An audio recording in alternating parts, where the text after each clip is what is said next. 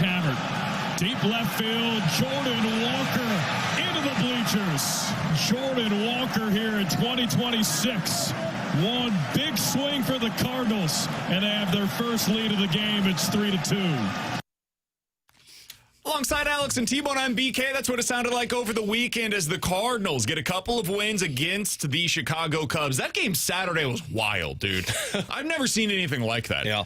With, I don't know if it was fog or smoke or a combination of the two. They called it fog. That's an awful lot of fog that just appeared in the middle of the game. Yeah, right after they did fireworks. Yeah. It seemed kind of suspicious. Somebody forgot to put the microwave fan on after they cooked some chicken on the stove.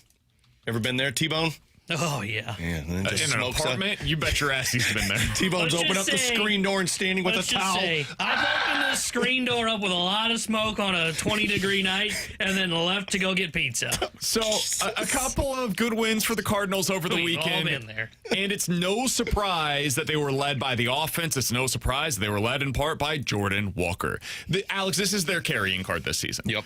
If the Cardinals are going to figure this thing out, and we've said, I think, 3 or 4 different times, is this where the other shoe drops, including literally on Thursday, where we came on the show. At that point, they lost the game against Atlanta. The offense looked bad. They had lost previously against 2 out of 3 against the Royals, 2 out of 3 against the Arizona Diamondbacks, and 2 out of 3 against the Miami Marlins. It was, here we go again. This is what we saw a year ago. And we were wondering, what's it going to look like? Because at the time, they had 4 games prior to us doing another show, 1 against Atlanta, 3 against Chicago, all on the road. Well, what they did is win 3 out of 4, scoring 11, 17, 3, and 4 runs in those games. And the offense has them right back to where they were prior to this bad stretch of games.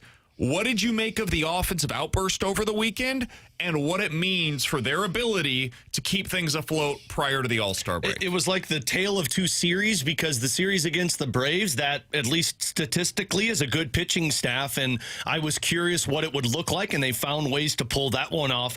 The Cubs one was more of the, oh, thank God moment, because like we talked about it going into the weekend, like they were going up against a guy who was literally shipped away from the Mets because he was so bad, and they found a way to put 17 runs up in that game, and a Cubs rotation that has just been stuck together with toothpicks and bubble gum because of injuries and guys' lack of performance, and you did what you needed to do. Now, you didn't put up 17 runs on Saturday or Sunday, but I think the Friday game where they put up all of those runs against a pitcher that you expect to get lit up by the Cardinals was the moment of, okay, good. The Cardinals are fine. Because, look, I'll raise my hand and say it. I was the one that the previous week I was like, yeah, this is where it falls apart.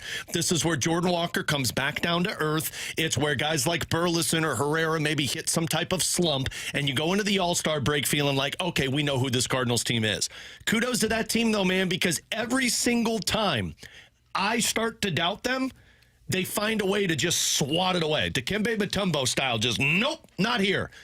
And last season, every time I doubted them, it's like, yeah, they leaned into it. So the Cardinals are finding ways to continue to say, yeah, we're not what people think we are. We're not what the old regime was of, yeah, we falter under pressure. No, they seem to live up to the pressure, and you're about to find out what the pressure cooker they're going into starting tonight. They always have a response. Anytime that they face some kind of adversity, now it's not always as quick as you would like, but they respond.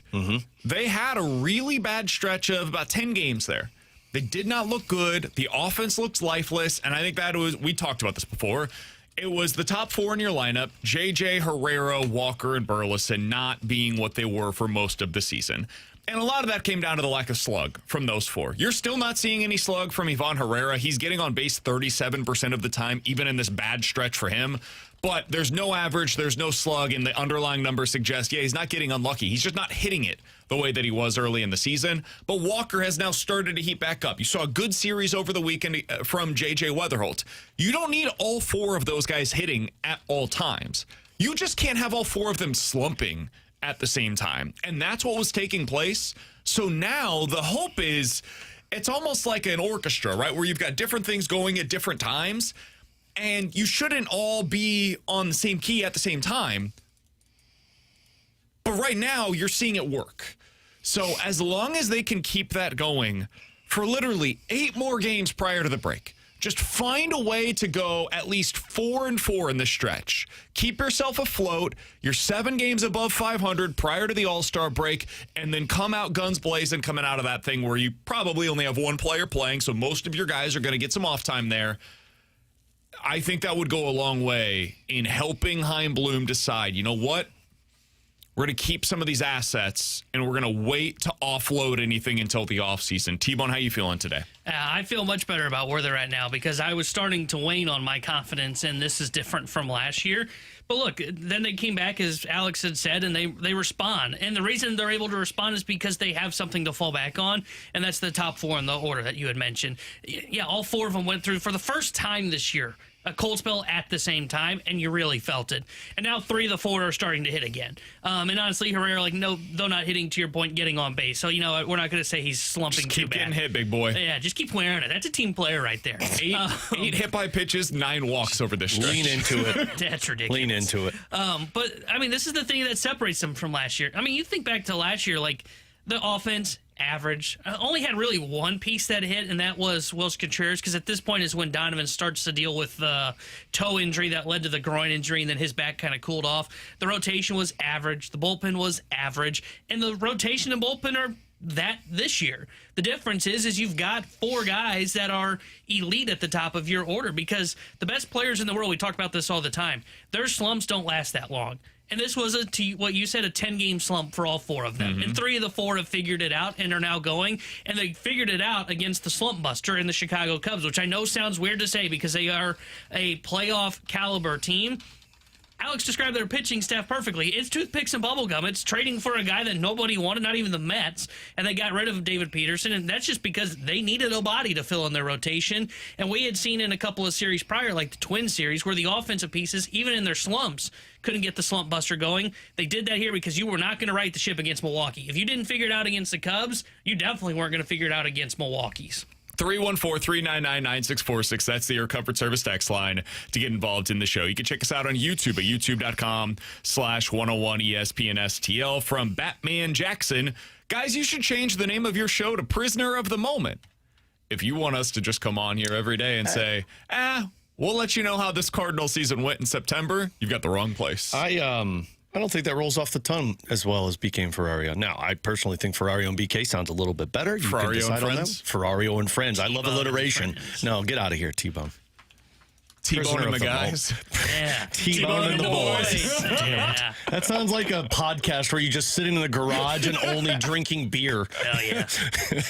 From the 636, you guys need to apologize to Mason Wynn. He had a better than Ozzy weekend. Why do we need to apologize? Mason Wynn was good. Oh, you didn't do the segment with us. No, I did the segment of us potentially trading him. Yeah, or being open to it. Okay, why do we need to apologize? Because that's how this works. Anytime that you say something that could maybe be seen as a negative. All I saw text line was a boost in trade value. Amen to that. He did have a great weekend, though. Good weekend for Mason Wynn. Hopefully we see more of it. I actually don't think Mason needs our apology. I think he's okay with it. You guys know how much I love Mason Wynn, so... Hey, shout out to Nathan Church, 3 home runs over the last You 6 should games. apologize to him! I actually said he could be the center fielder of the future. I wonder if Cardinals fans are happy or annoyed by that. They gotta be True, annoyed. yeah. They gotta be annoyed. Because if he hits like this, it continues to push off how long it's going to be before we see Joshua Baez. Because his best path to the major leagues is center field. Nathan Church struggling. That's the quickest way for Joshua Baez to get the call-up. Yep. It was the same thing as Blaze Jordan. Blaze Jordan didn't get the call-up just because he was great in AAA. He got the call-up because Nolan Gorman was awful at the major league level. Or the same reason why we get to see, I don't know if this is a good thing or a bad thing at this point, but why we get to see Jimmy Crooks at the major league level. Because Baez was that bad at the major league level. So you need both. You need somebody to struggle and the AAA guy to have success. Well, we're seeing some real success, sustained success from Baez. I think he has 28 home runs now. Yeah, I think insane. I think Blues fans are going to be annoyed because they're like Blues fans, eh? Yeah, Blues fans. Sorry, just the Blues preseason schedule just popped up on my phone, so I know.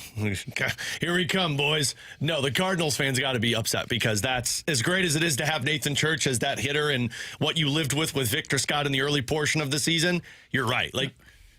You want Joshua Baez up here. The more he hits, the less likely you're going to see Joshua Baez. The funny thing, though, is every time I hear Baez's name brought up, I never hear anybody point to Church. I always see them go, trade Newport. I'm like, hold on, wait a minute. Because they don't think he's a center fielder. Yeah. But I think the Cardinals would say, well, we're not trading Newtbar, so he is going to be a center fielder. I mean, Newt's been good. Like, there's just no reason to trade him at Which this is point. why you trade him. Come on, man. Capitalize.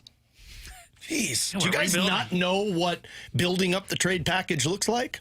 Man, Nathan Church is having a good year, man. Trade him. And the thing that's impressive about Church, they told him, hey, we need you to start walking. And he has started to draw walks now. Like his on base since returning from the IL, I think it's like 330 something, if I'm not mistaken. Completely unrelated. How's Victor Scott doing? I have not seen anything about it. Victor Scott in Memphis, a 203 batting average. How's the on base? Not good. Not How good, about Bob. the slug? Not good, Bob. He's had 18 strikeouts. Okay, so that's done. Vic at AAA is batting 203, getting on base at a 31% clip, 615 OPS. That's just not good enough. He's been worse at AAA than Nathan Church has been at the major league level. God, Nolan Gorman. Oof. I thought he got going a little bit lately. He's still hitting struggling? 125 with a 255 Oh, my on base and a God. 300 slug. Victor Scott is hitting better than Nolan Gorman. Jeez, man. Well, there goes that trade asset. Am I right? They've got a third base problem right now, and we'll get into that later on today. You guys can get involved in the here show we go. again. You better apologize to Blaze. 399-9646. That's the Air Comfort Service text line to get involved in the show. You can check us out on YouTube at youtube.com/101ESPNSTL. Coming up in about 15 minutes, offer sheets are back, baby. Oh, yeah. And it is a full-blown experience in the NHL right now. A lot to get into with the Anaheim Ducks and where they find themselves. We'll do that coming up at 11:30. But next, we are getting the full FIFA experience here in America. We'll talk about it next year on 101 ESPN.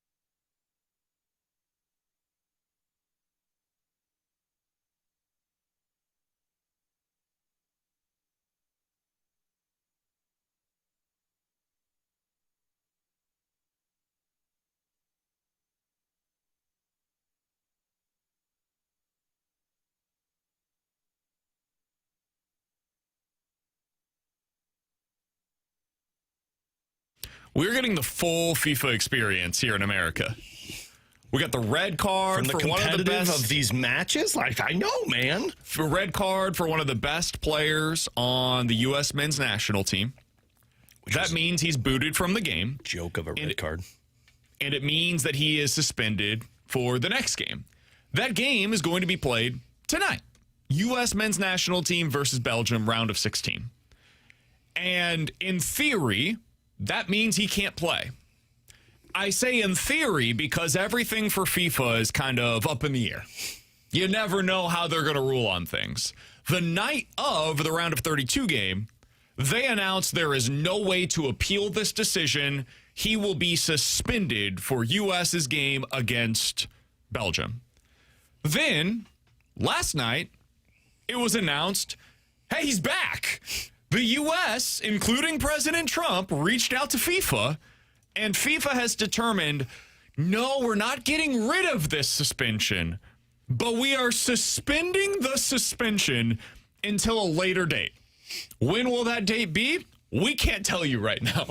Next but season. it has had a later That's date. not shady at all. Next season. Then the saga continued overnight while you were probably asleep, with Belgium apparently reaching out to FIFA and not saying, hey, this needs to be appealed, but saying, hey, can we get an explanation on this? And FIFA then responded to that by saying, yeah, have your appeal ready to go for tomorrow. We're going to go ahead and appeal this for you. And Belgium was like, wait, okay, I guess we'll appeal? Because they did not put in, according to these reports, an official request to appeal. They just wanted information as to why this was overturned. So now today, as we are discussing, I have not seen anything, but we are 8 hours away from kickoff, and we do not know whether or not one of the best players on the U.S. men's national team is eligible for this game. Which, Alex, if there's ever been anything that gives you the full FIFA experience for the U.S. hosting this World Cup and the men's national team having a chance to go to the round of 16, I believe, for the second time in the last 35 years. Yeah, this is it. This pretty much does it for you. Do you want him to be eligible? Are you rooting for the U.S. to not have this hanging over their head? Because I've heard some people say, hey, I don't want to win, while people question if there was some kind of nefarious activity taking place. I could care less about that, to be I'm honest with you. on the same page, but I was curious. I want him to win. Now, I can understand that, though, because, let's say in this hypothetical world that we're living in, which I don't believe is true, but they go on to win the whole tournament. And everyone's going to be like, we're going to be celebrating as if, holy hell, USA just won this whole thing, where other people are going to be like, yeah, but you cheated. And then you got to deal with that. But honestly, I don't think anybody's going to care if you pull off a victory and continue to find ways to win. You could say it all you want that you cheated, but I think a lot of people that are fans of USA saw that red card like me and said, well, the red card was a joke to begin with. Agreed. Probably should have been reviewed at its time, but to instead, be fair, it was. That's how they got to the red card decision. Welcome to FIFA. And they slowed it down and they froze it and they didn't play it at real time, where in slow-mo it does look worse than it actually was. Everything looks worse in slow-mo than it typically does. So that, I can understand that side of this, but no, I personally believed all along that the red card shouldn't have happened itself. So I look at this and be like, well, yeah, you should freaking play. You should do this. But yeah, this makes FIFA look awful the more they just, basically this is like those cartoons when you got a date with your friend and a date with your girlfriend and you're trying to please both of them. FIFA's trying to be like, yeah, we'll review this and we'll let them play. And then to Belgium, like, hey, you should probably appeal this if you want to. We're not telling you to do so, but we're going to make everybody happy now. So let me ask this in a different way, though. If the U.S. let's call it the round of 8, the U.S. wins tonight, and instead of the matchup that they're going to have, let's say they were going to take on France, and Mbappe in the last game got a red card, and he was supposed to be suspended for their next match, which would be against the U.S. in this hypothetical world, right? And the exact same scenario that is played out with the U.S. played out with France and Mbappe. Would you be saying the same things, Alex? Where you're saying, hey, he should be eligible? Is this the same scenario to where I feel like it was a questionable red card itself? Everything took place the exact same way, but instead of it happening to the U.S. and the team that we root for, it happens to Mbappe and France, who are about to play against the U.S., and without Mbappe, they're still favored by a pretty significant degree.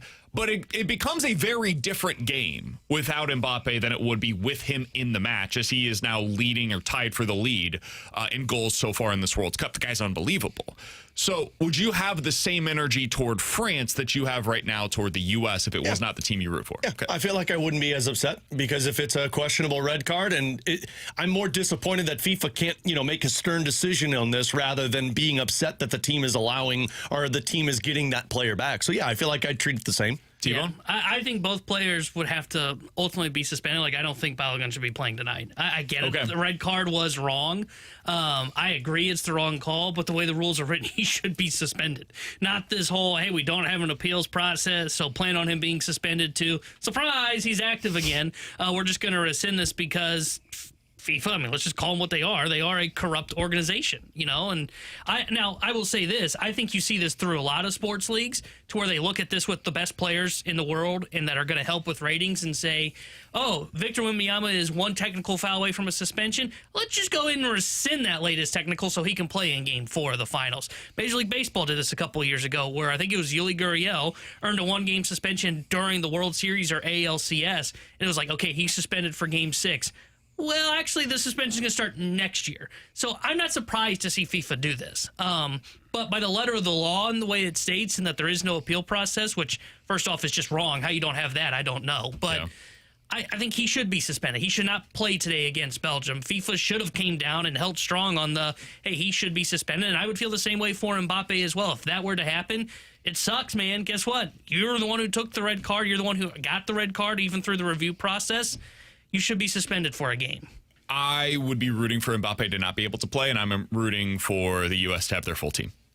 Just like full disclosure. You hypocrite. Yes, correct. Because it's the team that I root for, right? Like, if the Cardinals were in the playoffs and like the same situation with Gurriel that you're bringing up there, T-Bone, if they were playing against the Dodgers and that took place with Shohei Ohtani, I would be rooting for him to be unavailable. Because to me, like, you play against the team that shows up. If they're hurt, if they're injured, if they're suspended, if they did something stupid, that's on them. That's not on me. I will not apologize for winning against whatever it is that they have put up against me.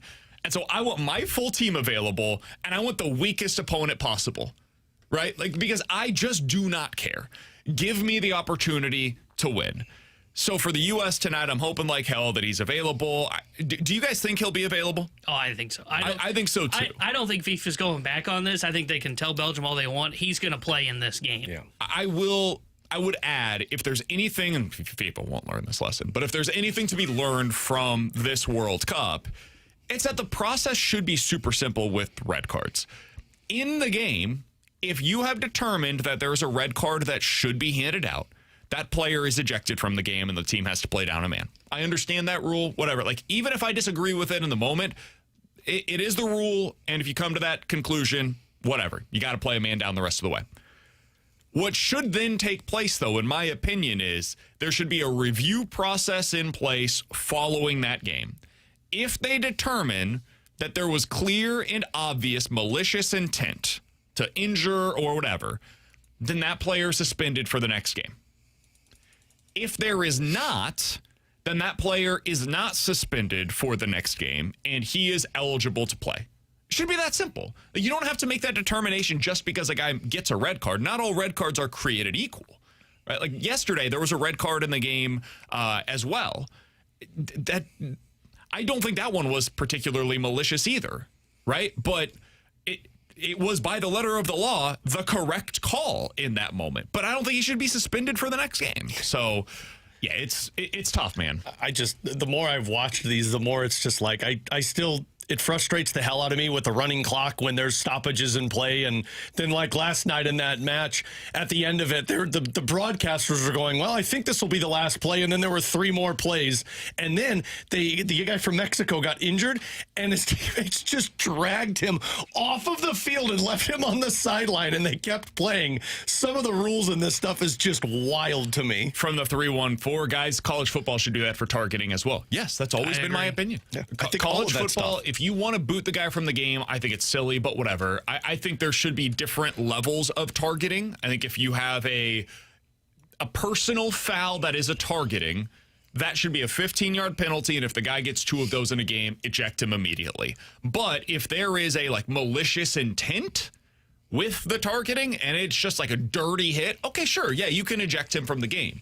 And then after said game, the conference or NCAA should be able to determine if there is a suspension level hit that took place in that game. You shouldn't automatically be suspended for the first half of the next game because it happened in the second half. I think that's it's silly. what hockey does well. Now, I can question the decision making that happens, but I do love the idea that when the guy gets tossed from the game, they review everything about it and they have multiple people then decide what the penalty will be. Now, again, I can question the review process when they go back and look at the tape and then they decide, that was just a slap on the wrist when it should have been a suspension. As long as there's a process in place, now you can still question it like we can with the NHL, but there's not a whole lot of argument. You know the letter of the law, you know what everybody's going to go through. Everybody's going to go through the same process.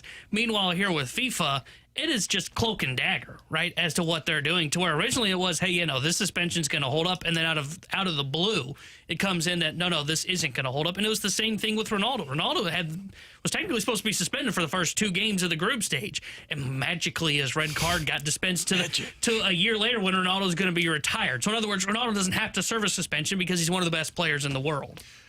U.S. men's national team back in action this evening. Alex and I will be out at Hot Shots in Fenton, right over in Alex's neck of the Hell woods. yeah. As the U.S. men's national team takes on Belgium in the round of 16. We'll be out there with Michelob Ultra on site with Ultra giveaways starting at 6 o'clock. Kickoff for the match against Belgium begins at 7. Michelob Ultra, superior light beer and the official beer sponsor of the FIFA World Cup 26. So be sure to enjoy an Ultra as you cheer on your favorite team. That's tonight starting at 6 with myself and Alex Ferrario and Michelob Ultra. We'll be out at Hot Shots in Fenton for the U.S. match against Belgium. Full details at 101ESPN.com. It's a big one. U.S. has lost its last 6 matches against Belgium by a combined score of 15-5. Ooh.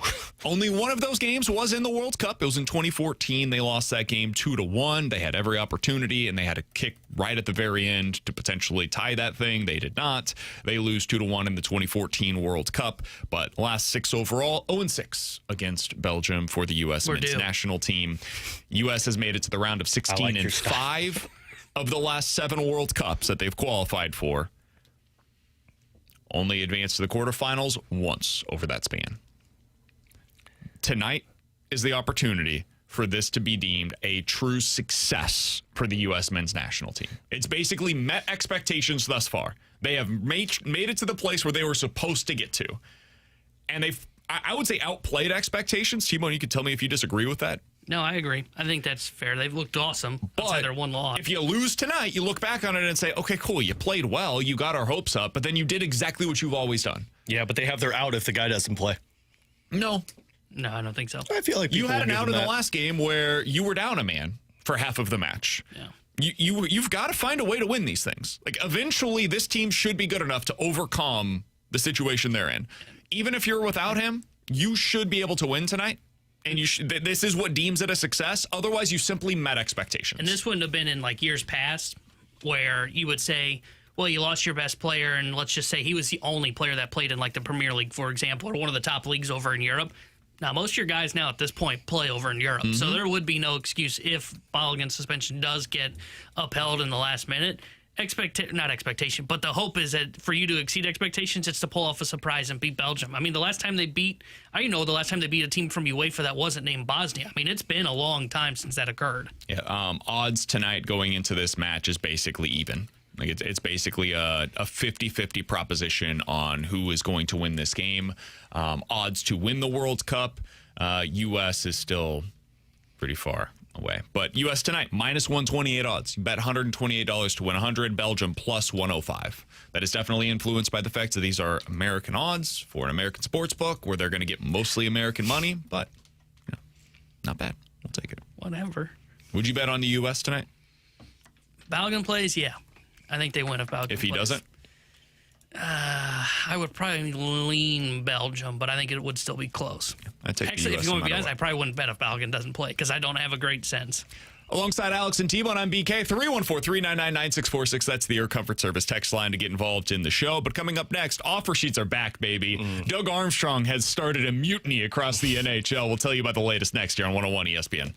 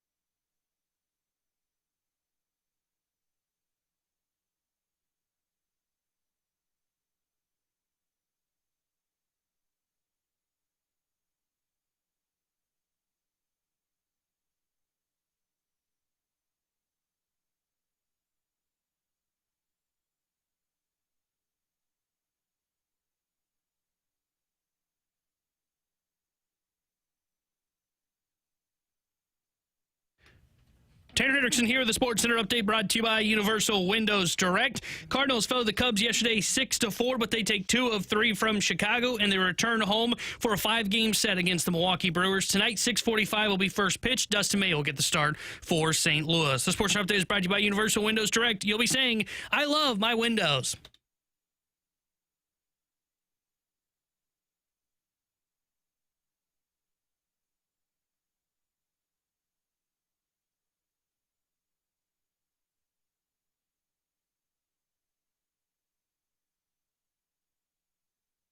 Alongside Alex and T-Bone on BK, $90 million. $90 million is the price for 5 years of Leo Carlsson for the Flyers.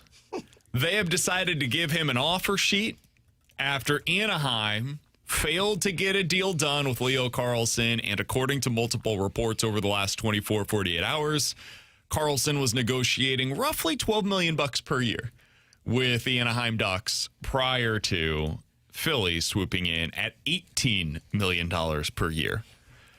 Alex, this is a huge contract offer. And we had been talking previously. We had some people text in and say, hey, why don't the Blues do an offer sheet for Bedard or Carlson or Fantilli? We're like, because they're going to match whatever it is that you throw out there. Are the Ducks going to match this, Alex? Because I don't think so. I felt that way until I saw what the actual number was, and then my eyes popped out of their socket. I was like, I don't know if they're going to be able to match this one. I don't know if people remember this. This was back in like 2013, 12, but Shea Weber was with the Nashville Predators, and Philly offer sheeted Shea Weber, and they offered him like $100 million at the time. And I forget how many years it was, but it was an absurd amount of money. And Nashville matched it, and then I think later that year they traded him for PK Subban. So, like, what Philly did is dumb/genius. Like, the dumb part of it is I don't think you understand how offer sheets work, to where, like, you're supposed to offer sheet them to where a team is handcuffed to where they can't match, like what the Blues did with Broberg and Holloway. But they did it to where, like, they can match. But it's also genius to the point of, hey, you offered him 5 years, so it's like not even taking him through his prime age. It's like he's going to be 26 years old, I think, when he's a free agent. You offered him $18 million, which straps the Anaheim Ducks if they match it, because now they only have $9 million for the rest of this year. And I don't know if anybody's looked at their roster. They have like 4 defensemen under contract. Cutter Gauthier is not signed and can't go to arbitration, can't be offer sheeted, so you have to pay him. And now the precedent has been set on that team to where you're telling Cutter Gauthier, who just scored 40-plus goals, and hey, Carlson's worth $18 million. Now you got to be like, cool, I'm worth about $13 or $14 million. Minimum. And so now you've just screwed over Pat Verbeek and the Anaheim Ducks. So, again, dumb/genius. But if you're Philly... I just think it was flat-out genius. I don't think it was dumb at all. Well, but here's the part that's dumb. Because Philly, now let's say Anaheim doesn't match it. You get them for $18 million. Okay. You've put yourself in a position that now is very difficult to view kind of what you're going to go with in terms of the cap situation. Do you think that? I think so. And 2, you're putting yourself in target for Anaheim to offer sheet your players moving forward. Like, these are the types of moves that other GMs use as revenge later on. You could. It happens. If you don't get your business done. And that's where I would say, like, Anaheim put themselves into this situation. Oh, absolutely. Pat Verbeek's an idiot for not signing this. It's why I believe that the Blues should try to get a deal done with Snuggerud this offseason instead of waiting for next year. You know, like, Jake Neighbors is different because I don't think you're going to have somebody come in with this kind of an offer sheet. The Blues will be fine to match if they get into a scenario where that's necessary, and hopefully they don't. But, like, Snuggerud, if he has another great season, could be in a situation similar to some of these guys that we've seen around the league.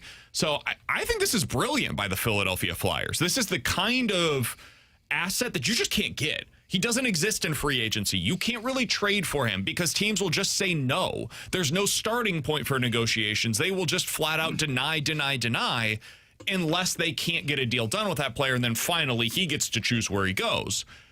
If you're Philly, I'm adding a legit blue chip talent. Now, is he going to be able to live up to $18 million a year? No, probably not. But, okay, like, and I also have a ton of cap space available right now if I'm Philly. I've got $29 million for this year, 45 the year after that, 65 the year after that. Okay, so I've got an overpaid player that probably should be in the $12 to $15 million range. So I'm paying him an extra $2 million. Well, I didn't have to suck for 5 years to get him, and that's typically the only way, the only path to get a guy like this. If the Blues made the exact same move, I would be celebrating them and celebrating their aggressiveness and willingness to go out there and do something that is extremely risky, because if it goes poorly, you've got a well overpaid player and it's rough. Without 4 first-round picks as well. Yeah, exactly. I wouldn't be celebrating if the Blues did that. I would. Really? I would not be. Not for $18 million. He's a great player. That is not $18 million worth of a player. If they hadn't done the Mason McTavish thing, I would not be celebrating that. You put yourself in a really risky situation that if this doesn't go well, you're stuck with this guy for $18 million, and it does limit what you can do. But we know he's good. Like, this is not a scenario where we're wondering. We don't know he's $18 million good. And I'm frankly, pretty sure he's not. I'm pretty sure he's not worth $18 million. I don't know if he's $12 million good. I think he is in the new cap worth at least 12. And the question is, like, can he be worth more than that? He already was a point per game player last year. I think in the new cap, like, Robert Thomas is worth 12 to 15. Oh, Robert Thomas is worth more than this guy in a new cap. I think probably. But there's a chance that Leo Carlsson, as soon as next year, is as good or better than Robert Thomas. And if he is, and we think Thomas is worth that, then there's a pretty good chance that Leo Carlsson by next year is worth 15 plus. Maybe. And if we're going to see the top players getting $20+ million, this is fine. As soon as a year from now. It hurts for this year, but they have all the cap space, so whatever. The Blues, same thing. I love it, man. I think it's pretty brilliant, in my opinion, by Philly. I didn't think anybody would actually do it, but I don't know what Anaheim does now. They're stuck, man. This is brutal for them. Anaheim, you might have to match it. I don't know if I match it. That's just a lot of money, and you just put yourself in a really bad situation trying to formulate your roster. You become top-heavy, and I don't know how you put together a competitive roster when you have 4 defensemen under contract for next year. They've got 6. But they've got 6, and 2 guys spent half of the season in the minor leagues last year. You don't have NHL-caliber defensemen available to you. You've got to sign the guy that just scored 40-plus goals for you this season in Cutter Gauthier, and after that, what's the rest of your roster look like? So this looks aggressive and genius by Philly, but I wonder if it doesn't get matched and Philly gets him.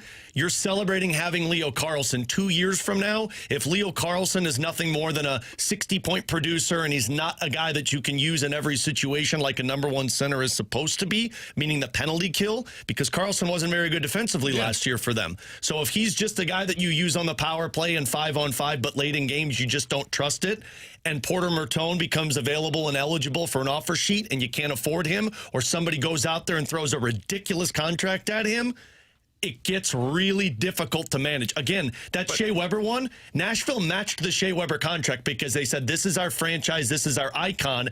They realized that for $100 million, there are just difficult things you can't pull off, and they traded him to Montreal the next season. Yeah, like there are, in the event that they're in a rough spot money-wise, but Philly's not. Like, Philly I also don't think Philly's in a position where they're ready to start winning, and I don't think getting a center at $18 million all of a sudden makes them a Stanley Cup contender. But in like 2 or 3 years, can he be? Because like this isn't like overpaying for a winger, right? If he was just a winger, I would be saying, look, you can go find these guys on the market. Philly had 98 points this year. This is a premier position that you were looking at as well. Like, number 1 centers, as BK said, just don't grow on trees. You either have to get super aggressive to get them, which this is. I agree with that. Or you just don't have them, right? Or you have to rebuild. And they didn't want to rebuild. And they said, look, maybe we're not one piece away right now, but this guy sure as hell gets us a hell of a lot closer to being one piece away than if we don't have him. We're just searching for this piece for the next 5 years of this contract. Yeah, I just disagree with it entirely. I think that they're in a great spot right now. And next year, on their cap sheet currently, they have $44 million available to them. And they don't have very many significant RFAs available. Like, Mishkov is probably their biggest guy next offseason. And you don't think he's going to go to the table and say, if Carlson's worth 18? I don't even know that they want to take him or to have him back on the roster next year. Maybe not, but you've used an asset, or you drafted that guy high, and I think they're going to keep him there. They might say, this is our guy that we're keeping instead of Mishkov. Like, we would rather have Leo Carlson than Matvei Mishkov, and we're going to trade Mishkov to recoup some of the draft capital. But that you're we trading just him for something that has a ton of salary onto it then. What do you mean? Like, if you're what are you trading him for? You're trading him for Mishkov? draft picks? Yeah. So then you're going the opposite direction. You're getting rid of a guy that's a top line or a second line winger for you to go get draft picks?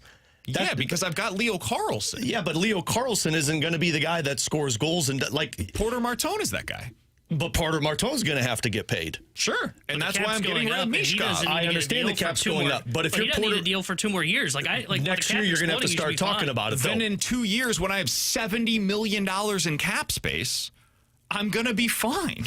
I just disagree with that. It looks like it's going to be fine now. Things turn quickly, especially if your roster's not core is already competitive. signed outside of those 2 guys that we just mentioned. If most of your core was coming up towards free agency, I could see how you're looking at it going, boy, I don't know how you could make that Like, work. who are these guys that they're at risk of losing? I don't think they have a core that you look at and you say it's what we're going to win with. Then what are the Blues? I mean, their core did better than the Blues. They had 98 points. I understand that, but one of their guys is 33 years old. Another one is 29, 27. Like, I don't think Then this they is should be trying to win right now.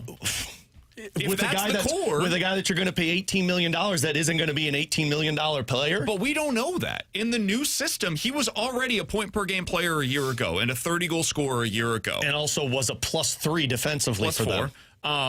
Okay, good. That turned the other way then. Let's make sure he's one note better. And he was on a worse team with Anaheim than what he's going to be with Philly. And if you put him on the same line as Porter Martone, for example, yeah, I think those guys could have a ton of success together. It is a risk. I'm not denying that. But you have to take risks in this game nowadays. If you're unwilling to do so, you're going to find yourself behind, or you're going to have to go out there and tank. So the scenario that presented itself for Philly, what if we can go out there and get a legit blue chip level talent? What would we be willing to give up for that? And they decided 4 first-round picks and $18 million per year is a fair price for that player.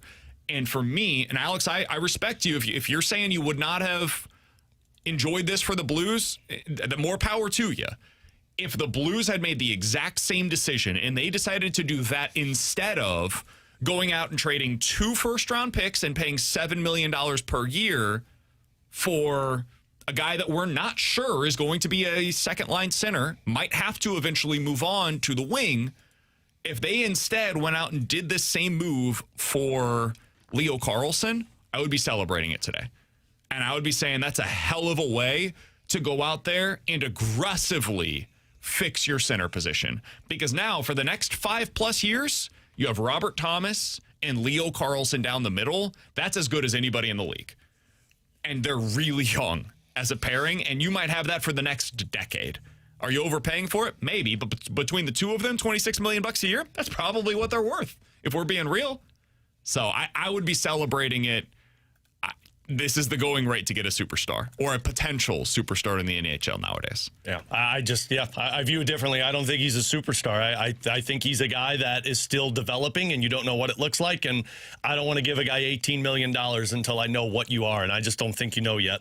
Alongside Alex and T-Bone, I'm BK. 314-399-9646 is the Air Comfort Service text line. Questions and answers coming up next.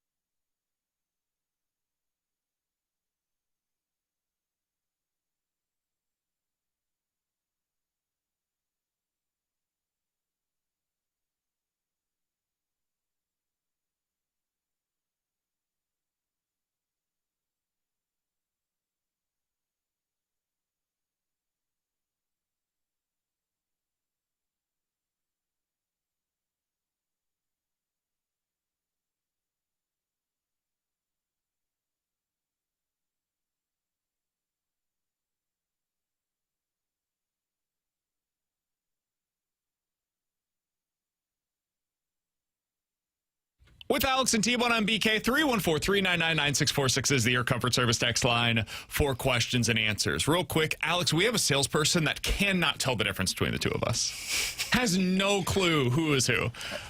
So last week... All because we have the same hair and we have a beard. Last week she came up to me and said, hey, Alex, I'm not going to correct her, whatever. Hey, how's it going? It's good to see you, blah, blah, blah. Today, same person walks by and says, hey, I just sent you something. And you in the previous break had mentioned, hey, I just got this email from so-and-so. So it was very clear to me, oh, she thinks I'm Alex. Listen, I understand we have some similarities. We both have beards. We both have dark hair. We both have similar complexion. We're both Italian. We're on the same show. That's about it.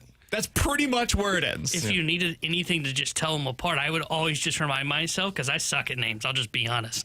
I would just remind myself, Alex is always the one with the girl dad hat on. Yep. Now, if you don't have it on, like, good luck, but that would be my reminder. That's true. I always have the hat on, and BK typically I'm... never really has a hat on. Never. Yeah, and typically I'm not very... And if I wear a hat, it's backwards. Guaranteed. Yeah. I don't even think we sound the same, which is the part for me that it's like that. Like when you hear one of our voices, I feel like it's definitive. Oh, well, that's not him. But somebody said you got to correct her. I can't. BK's the guy that sends back uncooked chicken. He just says, I'll warm it up when I get home. You guys know I don't please. have that in me. That would make an uncomfortable conversation, and it's just easier for me to not correct somebody. Well, the first time I would think maybe it was just a slip, right? Yeah. The second time, Somebody on the text line said, tell her to look for the Adam's apple. Another one, the beak is the difference for me. Yeah, Damn, that's man. fair. True. I mean, that's fair. No, both of those were right. I feel like I have a pretty normal nose. I have a normal Adam's apple, so I feel like that's pretty helpful. From the YouTube chat, sorry, BK, but Kiley is Irish. That is correct. I have like 20% Irish in me, about 65% Italian, and I just happen to have I think we need to play into this. I think we Irish need to, last like, name. parent trap her. I think one of us needs to, like, walk over and talk to her about something that the other's doing, and, like, I think you need to go over and try Start and talking sell... about what you did with Luca, Yeah. and he started talking about what he did with 3 girls this weekend. I think we need a parent trap her until she figures it out, until she goes into like a meeting with somebody else and says, man, I just had a great conversation with Alex about his son Luca, and then watch the person be like, Alex doesn't This could have be a son. awkward, though, if it ends up like the Seinfeld episode where Elaine's 2 people and she starts bashing Alex while you're in the room as BK. Yeah, I think that's great. I can't work with Alex. You're like, me neither. I That think guy it's great. Sucks. I think it's great. I think we need to play into this. 314-399-9646. That's the Air Comfort Service text line for questions and answers. From the 314, guys, do you think the Maverick Bork contract extension could be a direct comparison as to what the Blues should be expecting for McMichael? Bork got what, 5.5? 5 by 5.5, something like that? That's what it was, and it was, 4 years, if I'm not mistaken? Yeah, I think that's close to it. I think McMichael, here's my thought on it, and we'll get into the 6 by 5.5. 6 by 5.5, so he got 6 years out of it. Here's my thought with McMichael. I think the arbitration was more of, hey, he didn't play for our team, so we don't know. We know about him, but we don't know much about him, so we're going to let this process play out. I'm sure the Blues are going to continue to discuss contracts with him to figure it out, but he's coming off of a $2.1 million contract where he scored 26 goals and 57 points and 46 points the following year. So I'm sure the Blues are like, look, we want to see how this works itself out. We'll get some type of contract done, but McMichael's probably telling them, like, look, I just scored 50 points and 40 points with Washington. I deserve a certain amount. So I think you're probably looking around somewhere between 5 and 6 mil for this guy. From the 725, guys, I think Lindstein and Nikishin are basically the same player, so why would the Blues potentially trade for a similar kind of player? Just doesn't seem to be worth the asking price. I think Lindstein and Nikishin are different players completely. I think Nikishin's big and has a little bit of a physical presence to his game and can run a power play, and Lindstein, to me, is an offensive-minded defenseman, but he is smaller compared to all of these other big bodies that they have. So to me, and you're expediting the growth process. You're bringing in a guy who is close to the same age as Lindstein, but just played 80-plus games and won a Stanley Cup championship with Carolina, versus a guy who is still maybe borderline NHL ready. So I think they're different players. 314-399-9646 is the Air Comfort Service text line. From the 314, guys, when hearing how poorly Pat Verbeek treats his players, does the McTavish deal look better to you? I don't know that I've heard that he treats his players poorly. I think that contract-wise, it seems as though he's a difficult guy to negotiate with. But maybe I missed something. I don't think I've seen anything on him like being a bad guy toward the players on the team. He's a hard ass in negotiations, which, I mean, Doug Armstrong is a hard ass in negotiations, so it shouldn't surprise anybody. But I don't think anybody has talked about how bad of a person Pat Verbeek is. It's just, the problem with Verbeek right now is he let everybody know at the trade deadline that you can offer sheet these guys, but we'll match it. And when you sit there and puff your chest out that much and somebody does it, well, now are you going to back it up? Because in the negotiations with Carlson, Friedman said on 32 Thoughts that they were at like 12 or 13, and Carlson was at about 15. Mm-hmm. And it's like you're saying we're going to match no matter what. He gets a deal that's worth $18 million. Put your money where your mouth is if you're going to back that up. From the 314, guys, with all these offer sheets taking place right now, do you think it would make sense for the Blues to take a stab at either Connor Bedard or Adam Fantilli? I wouldn't, because now you're talking $18 or $19 million. And I saw people on the YouTube chat that were saying I'm a hypocrite, I'd be celebrating. I wouldn't be, because that's just too much money to put to a guy that I don't know how they mesh into my team, my locker room. And now I'm setting the precedent of this guy is worth $19 million. And if my $8 million center is performing better than that player, that causes rifts in the locker room and rifts among players. So no, I wouldn't be. And I also think Chicago's in a position to where they have to match it, just like I think Anaheim does have to match it. I just don't know if they will. I wouldn't do it for Bedard. His injury history makes me nervous as hell, especially with his size. He's hurt now. I think there was a report he got injured. I wouldn't do it for Fantilli either. They stopped using Fantilli on the penalty kill last year. Fantilli, I'm not sure on. I would wonder what the price would be for him. Are we talking 18? Oh yeah, you're talking Carlson-esque. If you want Columbus not to match, I'd consider it. I'd consider it for him. I would need to know more about the player, do more looking into it, but 50% on the dot last year, plays with a little bit of physicality. He has the size that you're looking for at 6'2", has produced 60 points each of the last 2 years, 25 to 30 goals. Yeah, I'd consider it. 22 years old. If you're talking 15 to 17 million bucks, somewhere in there, because I don't think he's quite reached the same ceiling as Leo Carlson, I'd consider it with him. I mean, did he just put up the same amount of points as Carlson? No, I think he was a little lower, right? He was at 59. Carlson was closer to 70. Yeah. So Carlson was more proven then. Mm-hmm. Yeah, and over the last 2 years, Fantilli's played 82 games each of the past 2 years. I think this season Carlson played 70 and had 70 points. So it was point per game. This is more of a 0.7 per game. I think if you offer sheeted 15 mil, Columbus would match that in a heartbeat. I think if you wanted... They've got $21 million in cap space. If you wanted to the point to where they would just have to consider it, I think you have to get to the $18 million number. And I wouldn't do that. Alongside Alex and T-Bone, I'm BK. Coming up in 15 minutes, we'll get back to the Blues. They might not be done this offseason. What could still be out there for them? We'll get into it coming up here in about 15 minutes. But next week is hugely important for the Cardinals' plans. What could it influence in terms of their decision at the deadline? We'll talk about that next year on 101 ESPN.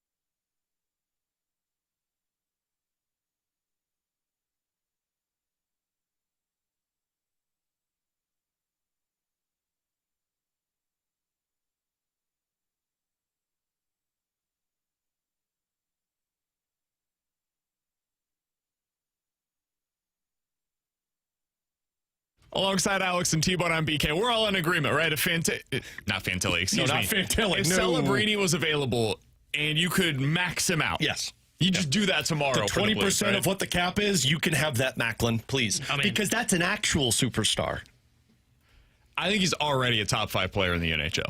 I thought he should have won MVP this year. He should have won MVP. If they would have made the playoffs, I think that he would have won MVP. Okay, so we're all in agreement there. That is the YouTube caliber chat's not. of Somebody player. told me that if I'm going to give Karlsson 18, it's like Celebrini's probably around that price. I'm like, well, if you think Karlsson and Celebrini are in the same stratosphere, we can end this conversation right now. They're not, but, it's what the market is willing to give you. And the market said $18 million. and Celebrini's only $2 million more? Yeah, I mean, if that's the max, that's like the NBA, where the greatest player in the world is worth basically the same as like Harrison Barnes was 5 years ago. Like LeBron and Harrison Barnes were making similar salaries for a stretch of time in the NBA, where both of them were at the quote-unquote peak of their respective powers, and it's because there's a max. And how'd the team feel when they had that much money tied to Harrison Barnes? I mean, not great, but that's the going rate, man. Well, I get it, but you regret it after a while because he wasn't worth the money. Yeah, but you've got to pay for the player. Well, I know. You got to take the chance. If you want good players, you have to pay what they're willing to get on the market, and this is the going rate. I totally get that. That's just not a guy I would take a chance on. Now, Celebrini, how are you I'll going take to a chance. feel if the Blues don't get a deal done, for example, with Jimmy Snuggerud this offseason, and next year he's asking for 15? Did he score 40 goals? In this case, 35. Sure. Yeah, I'd give him that money. Then why is that so different than $18 million for Leo Carlsson, who's doing it at a younger age and is doing it at the center position? Because to After me, scoring he's 30. been on my team, and I see what you mesh with the roster, and you're doing it with the guys that you're playing with. I'm giving a guy $18 million to come to my team and So now it's a be the fear of highest how paid player. Yeah, it's the fear of adaptability, but it's also the fear of how that meshes in the locker room. Like, I know people think I get over my skis with this, with the locker room chemistry, but man, in hockey, it does matter. And as soon as somebody's got a rift, then problems evolve. I don't know it to be true, but I have to imagine JT Miller and Elias Pettersson went through a little bit of this. When Pettersson was making $11 million and Miller... Don't you think that's something that's like within the locker? So, for example, I think you're more likely to get that with Snuggerud versus Thomas compared to if like Leo Carlsson. Oh, no, I think it would be... opposite? No, yeah, I think it would be Karlsson versus Thomas more because Karlsson's coming in playing the same position as Thomas to where Snuggerud's profiting off of Robert Thomas's ability with him. I would, if I'm Robert Thomas, I would say I made that guy. Yeah, but unfortunately for you, Robert, we said this in the offseason, you peaked during COVID, unfortunately for you. And I would say the same thing is true when it comes to Leo Carlsson. I actually think it'd be more likely for him to want to go externally because I could see where he would say that's the piece we're missing, right? The front office comes to him and says, hey, we want to go make this offer sheet.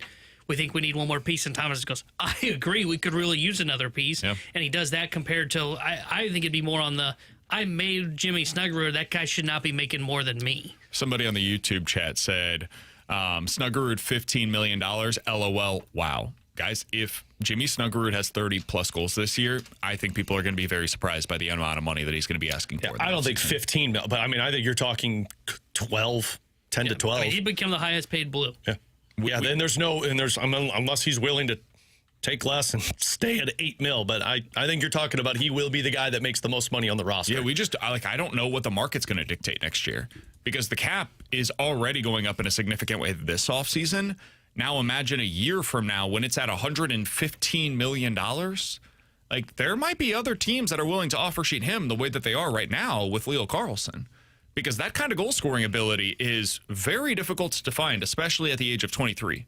Now, the Blues should have all of the cap space necessary to be able to make it work. I don't think they're going to be fearful of some kind of an offer sheet, but somebody could come in with a $15 million offer sheet for him. Yeah. Well, and to your point on, hey, man, you don't get superstars. If you're not drafting in the top 5, you got to get creative and do it. Yeah. I think what we're seeing is, and maybe this is a one-off, but I think this might be a trend that we're going to start seeing from what the Flyers are doing, which is, man, guys don't get to free agency. And if they get to the point where they have trade protection, guess what? We may not be on that list. So we have to gamble while these guys are at RFAs and try and get them signed to deals that are definitely above their market, right? And odds are maybe a chance they don't get to it in this first contract. but can they get to it in the second contract? And can they at least give us 90% close to what it is here? Because we can't find whatever the player is that you're looking for. I think this might be the new path for teams like the Flyers, teams like the Blues, teams that aren't on those no trade lists that guys want to go to. This might be where their pivot is. They've been looking for an answer of how do we get guys to come to these other cities. It might be we just may have to go blow their socks off when they're in RFA status. Yeah, that might be your best way to do so. And that means holding on to your assets, by the way, including your draft picks. Yeah. Because if you don't have your first-round picks, your first-round picks, you can't go do this. So it's going to be interesting to see how, or if at all, this impacts trade deadline decisions as well. Yeah. Teams might be less willing to part with their first-round pick if this becomes a legitimate option to build your team. All right, we'll get to the Cardinals on the other side, but Alex, let's stick with the Blues here for a little bit. We heard earlier today on the 32 Thoughts podcast, Elliot Friedman, and he reported this over in Sportsnet online as well. The Blues might not be done with their offseason.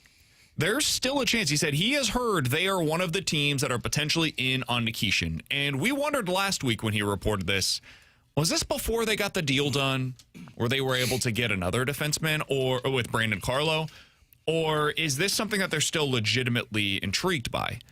It sounds like they are still interested in Nikishin, if you believe this report to be true. What do you make of that? And do you still have interest in Nikishin? What I make of it is the Blues are just looking at all options to see if there's areas to continue to upgrade. We've seen this offseason that they're just trying to expedite this to where there's no more of keeping the youth and developing. It's bring guys in that can compete on this roster now, and those developing guys can continue to develop in the minor leagues until an opportunity. It's internal competition. And I do look at the defensive side.